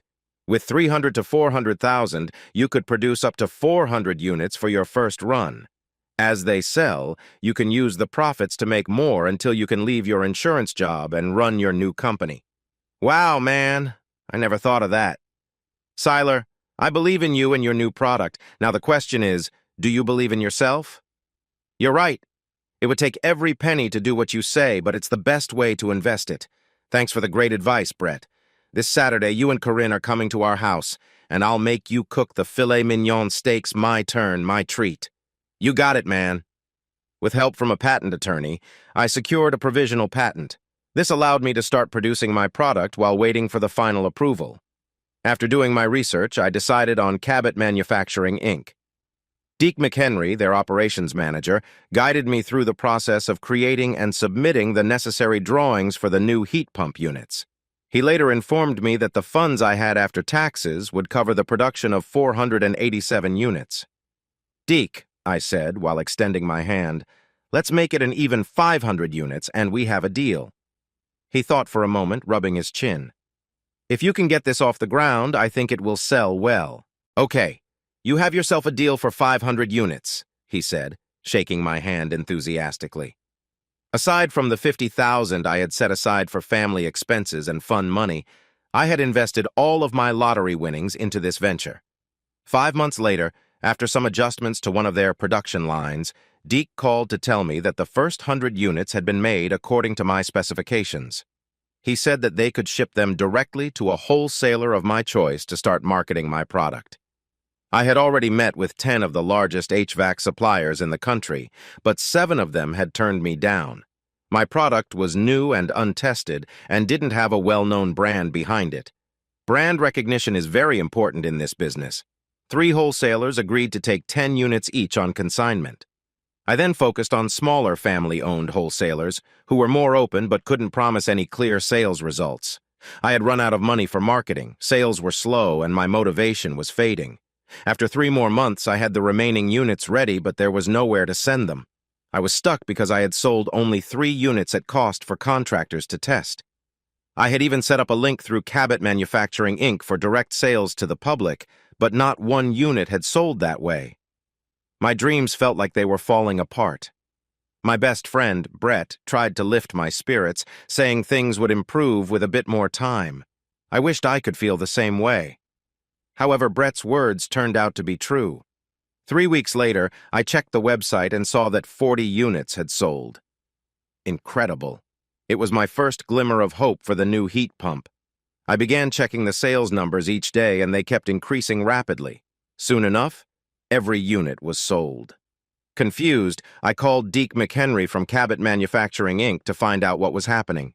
"Hey, Siler, I was wondering when you'd reach out. We're completely sold out of your units. If you want, we can reinvest the profits into making more units to keep things moving. Do you agree to that?" "Of course, Deke, if you answer one question first." "Sure, we're excited to start a steady production line for these. What's your question? Do you know what caused the sudden spike in sales after such a rough start?" I can't say, Sylar. I've been asked to keep it confidential. You can ask me anything else, but not that. Isn't it better to take this good news as it is? "Let's keep it going while sales are strong. Just say the word and we'll ramp up production," he urged. "Deke, you are supposed to represent my interests, not someone else's. If you keep secrets about my product, it could damage the good working relationship we've built so far. If you want me to continue trusting Cabot Manufacturing, I need to trust your team. You tell me what I need to know, and I'll tell you what you want to hear. Deal?" "You're right, Sylar. I don't want to ruin our relationship because of outside issues. You're a man of your word, correct?" "I certainly am, Deke. Why do you ask?" "I'll answer your question if you promise that it won't go back to the person who told me. Do I have your word?" "Why all the secrecy, Deke?" All right. I promise you that anything you tell me will stay between us and won't get back to whoever you're trying to protect. This is just between us, Sylar, okay? Here it goes. I told her you would never find out, but if I keep this secret, I might lose you as a customer, and I see a bright future for us. Her name is Ainsley Gruber. She used to be important in the music world. She has a music blog with over 1 million followers, she says. She seems to like you because she is using her popularity to help you sell your products. She told me she gives her followers just enough music updates to keep them interested, but she uses most of her influence to get people excited about your work. She made me promise to keep this secret so you wouldn't learn about her help. Please don't make me break my promise to her. You gave me your word. If Deke had just breathed in my direction, it would have knocked me off my feet. I was really surprised. I had no idea that Ainsley even knew about my project, let alone that she was secretly helping with sales. Part of me was annoyed that she got involved, but I knew my success would help our kids too. Thank you, Deke. I understand. I won't tell anyone about this.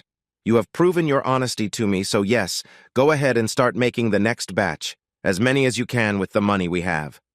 Of course, Sylar, we'll get right on that. Thank you for sticking with Cabot Manufacturing. The kids tried hard to get me to spend more time with their mother.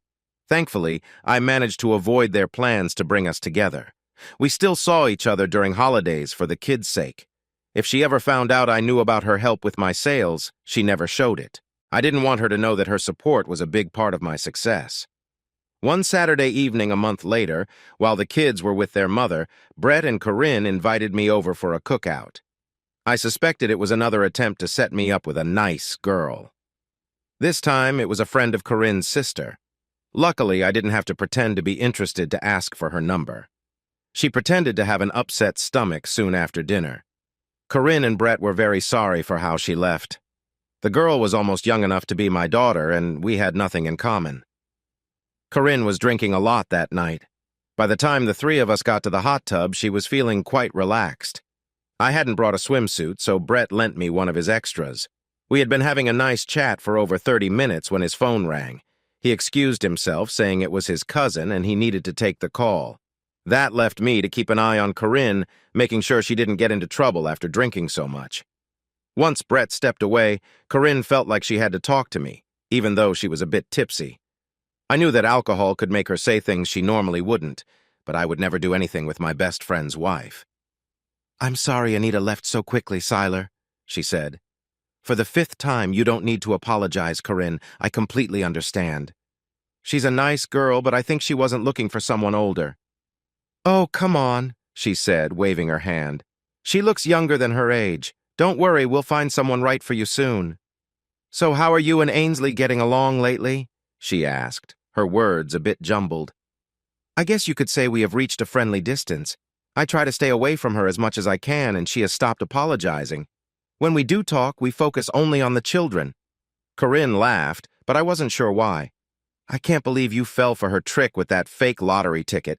I thought for sure you'd give it back once you found out it wasn't real." "Fake lottery ticket?" I asked in surprise. "Oh no, oh dear, I shouldn't have said that. Brett will be upset with me if he learns I told you before you knew. Please don't tell him, Sylar. I really forgot you didn't know. I'm not thinking clearly. Please forgive me," she begged. "Don't worry, Corinne, your secret is safe with me. But I need to go now. I'm not feeling great. Please tell Brett I'm sorry for leaving while he was still on the phone. Thank you for your kindness." She smiled nervously as I got out of the hot tub and dried off. I quickly put on my clothes and went home. I felt tricked and foolish because of Ainsley and Brett. The only reason Corinne let it slip was that she had been drinking. If Brett were there, he would have stopped her before she could say anything. I didn't know what to think or do. My mind was racing. I knew Ainsley intended well, but at the same time, she had taken away my choice to refuse. Both of them had played me the woman I had cared for so long and my best friend. This reminded me of the saying, "The road to trouble is often marked by good intentions." That Wednesday, as I was heading to the cafeteria for lunch, I found an angry best friend waiting for me by the door. "Come on, Sylar, ride with me. Lunch is on me today. Don't worry, I'll get you back in time to avoid Diane." I decided to take his offer. As we were driving, he started to speak. "You haven't picked up my calls for 3 days. When I show up at your house, you ignore me. I know I messed up, and I'm sorry, Sylar. This is all my fault.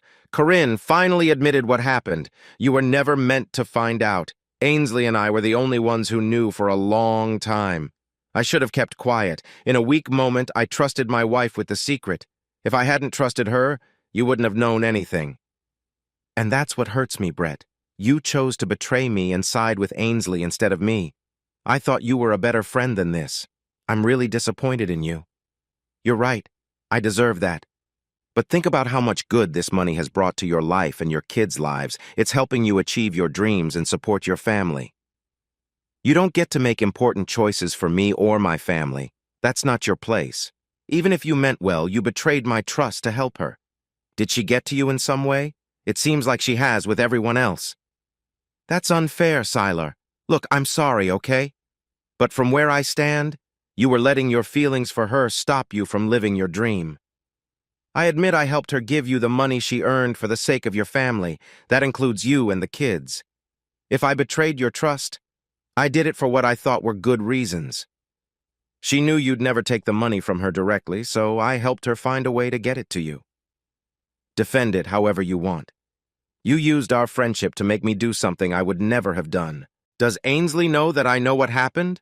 No, I haven't told her anything. I haven't seen her since the lottery situation. Don't tell her that I know. If you do, it will ruin our friendship for good. I'm sorry, Brett, but I've lost my appetite. Please let me out here. I'll find my way back to the office alone. It's probably best if I don't hear from you or Corinne for a while. I might say something I'll regret later. I don't want our friendship to end badly. Don't call me. I'll call you. I'm sorry, Sylar. I'll be here if you ever need anything. You've done enough already. Please tell Corinne I said thanks for her unexpected honesty, I said as I got out of the car and headed to my office. I was furious that my ex-wife had managed to come between my best friend and me. I felt tricked into accepting money from her to start my business. It's too late to change things now. The harm has already been done. I don't have any of that money left to pay her back. It's frustrating. She just couldn't leave things alone. I'm really happy that the kids don't know about my new business. Tomorrow, I will call Deke McHenry from Cabot Manufacturing and ask him to stop telling Ainsley about my sales. I had forgotten to mention this before, but I will fix that soon. After 2 more weeks, my frustration turned into confusion. Usually, I would talk to Brett about these things, but we are not on good terms right now. So I called my dad and we met at a local donut shop. The sign was on and we enjoyed some warm, glazed donuts together. I told him everything that was happening and he didn't seem too surprised. It sounds like your main problem is about control, he said. What do you mean? I asked. Before I answer, let me confirm a few details. Okay, go ahead. You're upset because she used your best friend to bypass your refusal of her offer to split the money, right? Exactly. If we had shared the money when we divorced, I would have received $300,000, but she somehow made me accept $500,000 instead. Who does that? It's unbelievable. She also managed to trick my best friend into helping her. I understand. And you don't have any extra money to market your product. And you found out she is using her fame to promote your new heat pump, which seems to be working, right? Whether it's helping or not isn't the point. She never discussed it with me or asked if she could mention my product to anyone. I see. And from what you've told me, she isn't getting anything in return for promoting your product, correct? Yeah, I guess that's true, but so what? Let me ask you 2 more things, son. First, did she make it difficult for you to find out about her help and you learned about it by accident? That seems right. She clearly didn't want me to know, or I would never have accepted her help. Last question, does she know that you now understand her involvement? As far as I know, no. I've made sure that wouldn't get back to her. Okay. I think I understand what's going on, but you might be too close to see it clearly. What do you think is happening, Dad? That's why I called you. Let's put the pieces together. It seems she gave you $500,000 in publicity without expecting anything back. She didn't want you to know she was involved, so her motives might be completely selfless. If she wanted to win you back, she would have taken credit for it, but she did the opposite. She's never talked about it with the kids or tried to use it to get back with you from what you've said. So why do you think she's doing all of this? I don't know, maybe guilt. That could be part of it.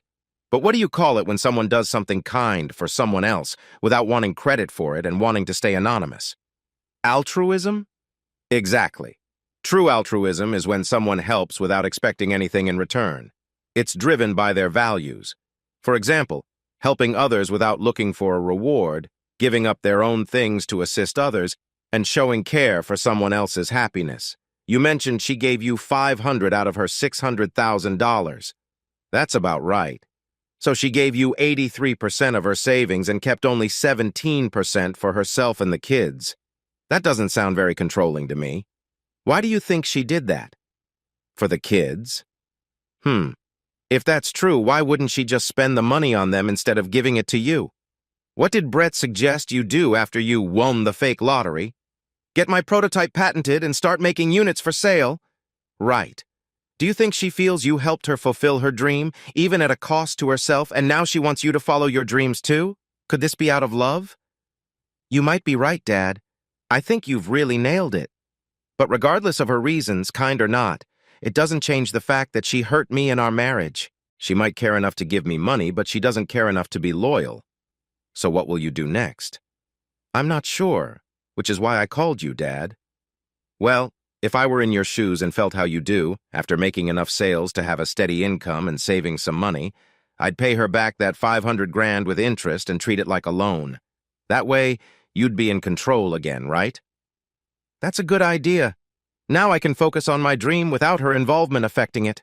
I'll consider it strictly a loan, a business deal that I'll repay with interest. Thanks, Dad. I feel a lot better about everything now. I had found a way to handle Ainsley that allowed me to move on and resist any pressure to get back together. Whenever anyone suggested that I forgive her for the past or reunite for the kids, my response was clear. A wise person once said, "Those who forget the past are likely to repeat it." That usually quieted most of my critics. Since it was summer and the kids were out of school, they kept asking me to go on a weekend camping trip with them. They wanted it so much, they even promised to do their chores without any fuss. I told them I wouldn't go on an overnight trip with their mother, but I would think about a day hike in the woods like we used to do. They were so happy that I agreed to be around their mother at the same time. We planned to go on Saturday for an all-day hike deep in the woods. I thought if we walked a lot, the kids would be tired and sleep well that night. On the morning we were leaving, before Ainsley came to join us, Emily approached me with a question. "Dad, if I did something really bad and ended up in prison, would you still support me, even if I was wrong?" "Of course, sweetheart. I will always love you no matter what. You will always be my child," I answered. "Then why can't you support your wife the same way?" I knew that I wouldn't have the right answer for her. I don't think she expected me to. She gave me a quick kiss on the cheek and went away quietly. Strangely, none of the kids wanted to sit in the front with me. So Ainsley took that spot. As we started our trip, I noticed all 3 kids were wearing their headphones and moving to different songs. Ainsley smiled when she saw how well they were behaving. They were being so good so we could talk. Ainsley began the conversation.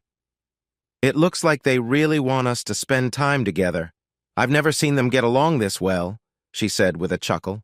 "I think we both knew this would happen," I replied. "They know we won't talk seriously if they think they are listening. They're trying hard to get us to chat." "I didn't encourage them to do this, Sylar, if that's what you were thinking. But would it be so bad to talk? Haven't we said everything we needed to say?" Maybe we had before, but now I realized something different. "Oh? What is it?" she asked. The life of a star wasn't as great as I thought it would be. We both saw the problems that came with it that spoiled the whole experience for me. I would give anything to go back and stay home with you and the kids. I regret what I did to you and our family. I broke our happy home. It was my fault, and I can't express enough how sorry I am for failing you. It's all in the past, Ainsley. I'm trying to leave the past behind. Maybe you should do the same. Chapter 10. I'm glad to hear you say that, Sylar, because I think the present is shaped by the past. Life isn't always straightforward. Sometimes people have to take a longer route around obstacles to return to the path they should have stayed on. That's what I'm trying to do, but you won't let me walk this path with you. Have you ever felt like you were stuck in a dream while awake? Like your body was still, but your mind was alert? Yes, a few times over the years. Why? Because every night, I replay the memory of you with those 2 men in Venice on our anniversary. Every single night. Any more questions? You're never going to forgive me, are you? I said I was trying to leave the past behind. I never mentioned forgiveness. The kids say you've changed. You promise it won't happen again. You said before that you loved me deeply, but that wasn't enough to stop you from being with other men, was it? What have I done recently to make you love me more? Nothing. So why should I believe you won't stray again? Tell me, what do I need to see? I don't notice any signs. She started to cry. Look, Ainsley, I didn't mean to make you cry. I didn't want to have this talk, but you did. I can't say what you want to hear. Let's just try to enjoy this trip for the kids' sake. You and I owe them our best, don't you think? She nodded. I'm sorry, Sylar. I won't bring it up again. The conversation turned to small talk until we got to our destination. The kids wanted to hike in the deep woods, and that was what I planned to do.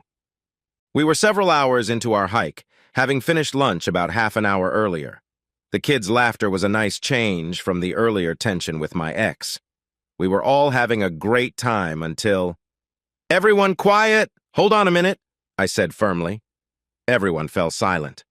Then I heard a twig snap behind us, confirming my worry. I quickly turned to see a large gray wolf. Its head was down, making me think it might be ready to attack. When I looked into its eyes, it froze.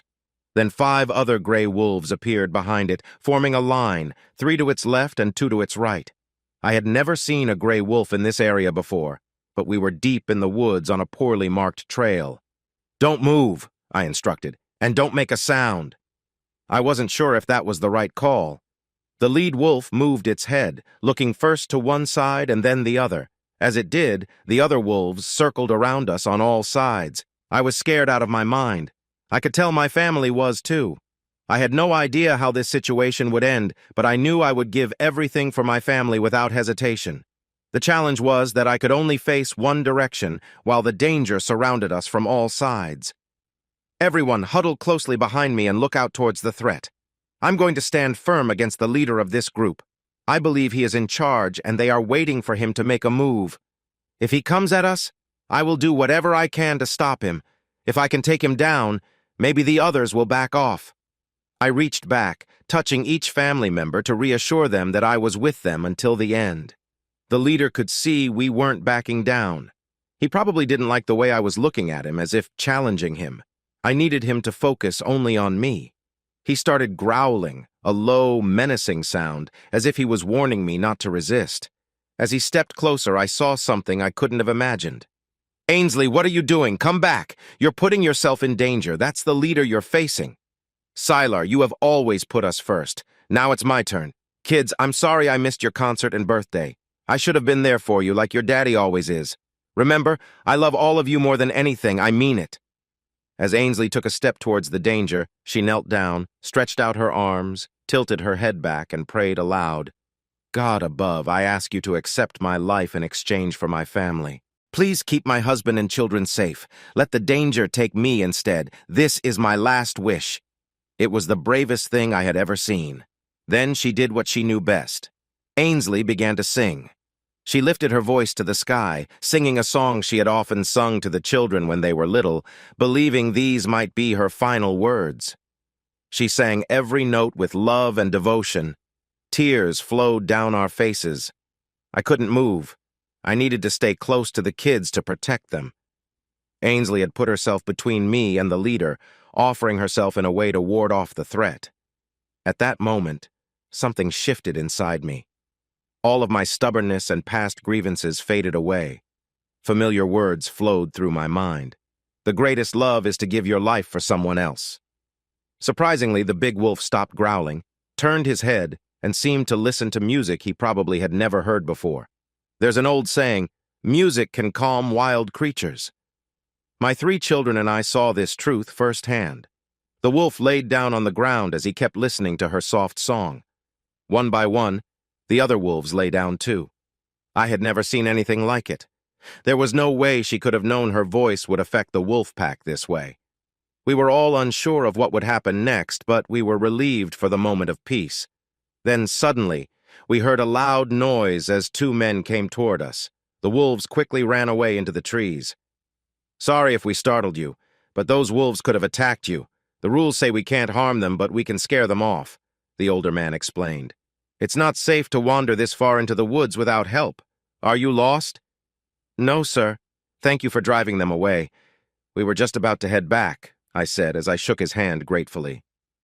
Ainsley stood up and hugged me tightly, crying. I held her as best as I could. The kids and I were all shaken and upset after that frightening experience. Surviving something so dangerous changes a person. This was something none of us would forget. We hurried back to town. Even though we rushed, it still took us 45 minutes to reach the car. The ride home was quiet. As expected, the kids soon fell asleep, tired from both their physical and emotional ordeal. When we got home, I woke them up and told them to wash up and prepare for bed. It had been a long day. The plan was for them to stay with me that night. As Ainsley was getting ready to leave, I asked her to stay and talk. She was happy to do so. After the kids were asleep, I started our conversation. "That was either the bravest or the craziest thing I've ever seen, Ainsley. Why did you do that? Why did you put yourself in danger like that? Didn't you understand how serious it was? We all could have been harmed." I knew exactly what I was doing. And what was that? I wanted to show God, myself, you, and our children that I love you more than my own life. Siler, I made terrible mistakes before with drugs and by hurting you deeply, and I understand why you divorced me. I promise I will never be that person again. I am yours and only yours for as long as I live. If you don't want me, then no one else will either. That's the truth, she said firmly. I took in her words and let them sink into my mind and heart. Before today, I never would have believed that you could do such a thing. But after I saw you put yourself in danger to give us time to escape while those terrible creatures were after you, something changed inside me. I know what you did, Ainsley. I know about the fake lottery ticket and your online work. While some might see those actions as brave, they didn't mean enough to me back then. But today, because of your selfless act, I felt a shift. I was ready to do anything for my family. You surprised me by showing you would do the same for yours. I'd like to take it slow, but if you're open to it, I think it would be nice for you to spend the night here with us. She fell to her knees, crying tears of joy. It was unexpected. A huge weight seemed to lift off her. I helped her back to her feet and we embraced. When our lips met, everything felt right again, and a new calm filled the house. You can have the master bedroom and I'll sleep on the couch. We'll have our first official date as a couple tomorrow night. How does that sound? I asked her. You can have my room, Dad. I love sleeping on the couch, Bryce chimed in. The girls giggled when we realized they had sneaked out to listen. It seems these walls are listening, I laughed. Yes, they are, Ainsley replied. Both offers sound amazing. You have no idea how much I've wished for this chance. I won't rush you, Sylar. We'll take things at your pace. Now that you've opened the door, I promise you won't regret it. Seeing you risk everything for your family changed my mind about having you in my life. No promises, but I'd like to see if there's still a future for us, I said. She melted into my arms again as the kids joined us in a group hug. It was an emotional moment. Bryce only stayed on the couch for about a week. Our first tentative dates went well, and soon I felt it was time to move back to my bed with her. True to her word, Ainsley never rushed or pressured me. She let me take it at my speed, and I appreciated that, even though we both knew the kids were eager for news. For now, we were all together again. While we shared a room, we hadn't gotten that close yet, but she was the perfect partner in every way. I turned to my dad for advice again. Thanks for meeting me like this again, Dad. You know that's what parents are for, he replied. What's on your mind? Let me guess, Ainsley. Ever since we came back from that hike, my feelings for her have changed completely, but my mind is holding me back. I get it, son. You've shared everything that happened, and it's quite a story. There's a saying, once bitten, twice shy. Exactly. How do I move past what happened that day? Can I really trust her again? Let me ask a few questions to help clear things up. Do you still love her? I never stopped loving her, even if I haven't said it. Is she a good mother? The best? When she showed her care and prayed, did you believe she was sincere? Absolutely. Now imagine if the kids hadn't been with you that day on the trail. If it was just you and her facing danger, would you still have tried to protect her? Of course, without thinking twice. Well then, if she's worth that kind of sacrifice, why isn't she worth living for? You're letting fear keep you from being happy. Everything you want is on the other side of that fear. When you fall down, you don't stay down. You get back up. I can't tell you how to live, but avoiding life isn't the answer. The choice is yours alone. My advice? Make a decision, son. Move forward in one way or another. Don't get stuck in limbo. As always, you're right, Dad. You guide me in the right direction. Thanks. He smiled, and we hugged before going our separate ways. That night, though we were both a bit unsure, we came together as a couple again. It was just one moment to start, but we worked on rebuilding our connection, and I was happy to have my wife back. 2 weeks later, we moved her back into the house where we all felt she really belonged. Our old marriage was gone. It was changed on that tour. Starting a new chapter in our lives needed a new commitment, a new set of vows, and a fresh start. 6 weeks later, I picked out a new ring and was ready to propose to mark our new beginning. I hadn't shared this with the kids yet. They're terrible at keeping secrets. I made reservations for Saturday night at Palette Magnifique at 8 p.m., the most upscale restaurant in Austin. I wanted to make this special. Imagine my surprise when my difficult boss, Diane Prentice, asked me to meet her in her office on Friday afternoon. "You called for me, Miss Prentice?" I knew she disliked that title. It was my way of poking at her while still being polite. "Siler, please. I've asked you to call me Diane multiple times. I don't want any barriers between management and staff." "There's no need to worry. I was just curious why you hadn't mentioned Ainsley's return as a global performer to anyone." "What do you mean, Miss Prentice?" "Oh, you don't need to act surprised. I saw it myself today." "Saw what?" She let out a big sigh.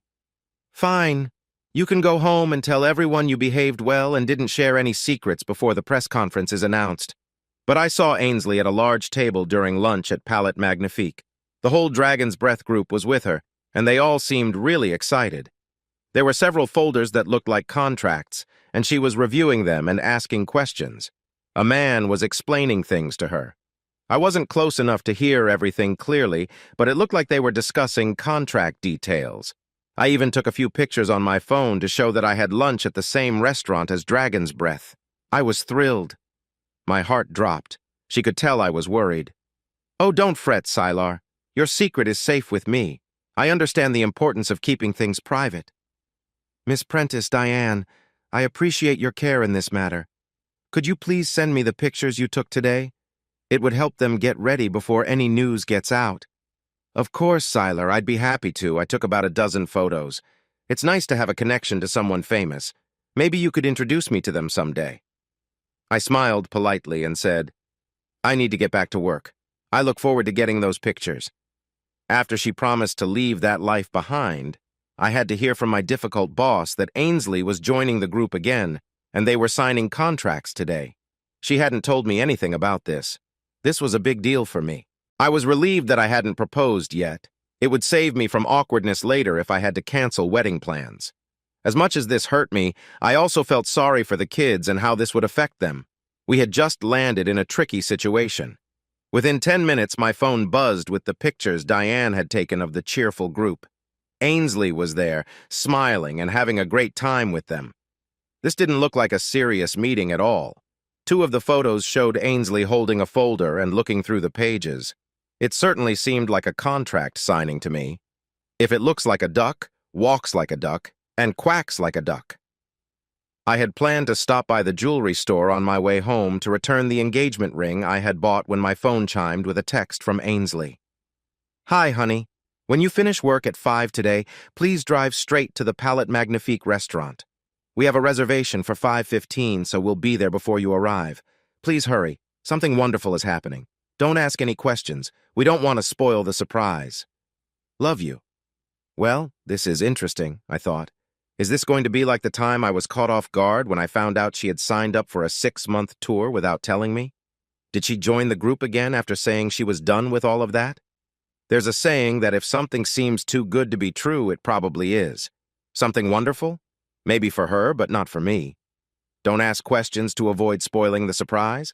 Looks like they plan to catch me off guard again. I've been through that before, but this time I have a heads-up. Instead of being the one surprised, maybe I could turn it around and surprise her instead. I won't be able to go by the jeweler's today, so I will take the ring with me and show her what I had planned to give her. But instead of a proposal, I'll end things for good. This time, I will be in control. I can handle this. That afternoon, I thought about my failing relationship. While driving to the restaurant, I imagined keeping my cool, letting them reveal their plans, showing her the ring, and then telling her to have a nice life. That should shock her, but I would stay firm.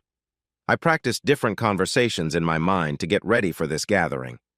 I felt as prepared as I could be, or so I thought. When I arrived at the restaurant, I saw several tables pushed together for the group. I immediately recognized Lena and the other girls. To my surprise, I was introduced to their husbands, which was new. Maybe Lena was trying to show she had moved on from her previous ways. With the signed agreement, I couldn't say anything to the husbands anyway. None of that mattered to me anymore.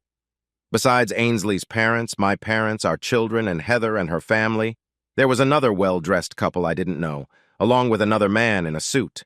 I wanted this event to end quickly so I could leave as I had before. I walked over to Ainsley, took her hand, and said, "I already know what this is about. My boss, Diane Prentice, saw all of you earlier and told me she saw you signing a contract to perform with Dragon's Breath again. I'm sorry to spoil the surprise. Go ahead and share your news so I can share mine, and let's just get it done, I said sharply. What? Is this true? Have you changed your mind? Lena leaped up from the table, thrilled. What? Ainsley exclaimed, surprised by my words. We asked her to join us so many times, Siler. She told us there was no way she would leave your side again, not even for weekends. Did she say anything about changing her mind? She would be a great fit for the group, Lena insisted. No! No way! I haven't changed my mind. As I said earlier today, I appreciate that you all want me to be part of Dragon's Breath, but I cannot go down that path again. I will not do anything to endanger what I have with my husband, Ainsley declared firmly. Now I was lost. Did Diane misunderstand? I felt foolish for questioning Ainsley in front of everyone. If that's not it, then what is this all about? I asked, puzzled. It's about you, silly. We're here to celebrate your success tonight. But I don't understand, I added, confused. I know, dear, that's why it's a surprise. Let me start by introducing you to Lena's husband, Patrick Stratton. Remember, I mentioned he is a major stakeholder in Dragon's Breath. I reached out and shook his hand firmly. I knew something about his wife that he didn't, but everyone here seemed to trust I would keep quiet. Ainsley went on. What you might not know about Patrick is that, in my opinion, he's very good with finances. He's had a lot of success in business. About 2 weeks ago, I reached out to him for a favor. I have kept a secret from you, Sylar. Your full patent was granted 2 weeks ago. You are no longer in a pending status for your heat pump. I opened the mail and had an idea, so I called Lena. She encouraged her husband to look into my idea. Go ahead, Patrick. That's right, Sylar. Our partners can be quite convincing. Anyway, I was looking for a new project, and when Ainsley brought me her idea, it caught my interest. She emailed me your approved patent application. With that, you can sell your patent if you choose. I made some calls using my contacts, and I was introduced to a man named Jason Caldwell from Daikin America, Inc. His wife, Gina, is with him tonight. Jason works out of their headquarters in Orangeburg, New York. Daikin is the biggest HVAC company in the world and always knows the latest developments. When I mentioned your heat pump unit, they looked into it closely and became very interested in buying your patent to make it available worldwide through Daikin Global. Ainsley asked me to negotiate for you. Patrick went on. We went back and forth several times over the past 2 weeks to get you the best deal. Sylar, you don't have to accept their offer tonight, but I think it's unlikely you'll get a better one. Jason? Jason Caldwell stood up and shook my hand. That's right, Mr. Osborne. Your friend Patrick here has worked hard for you. We believe in your product as much as you do, and we are in a great position to sell it all over the world. We want to make a one-time offer to buy your patent for $75 million.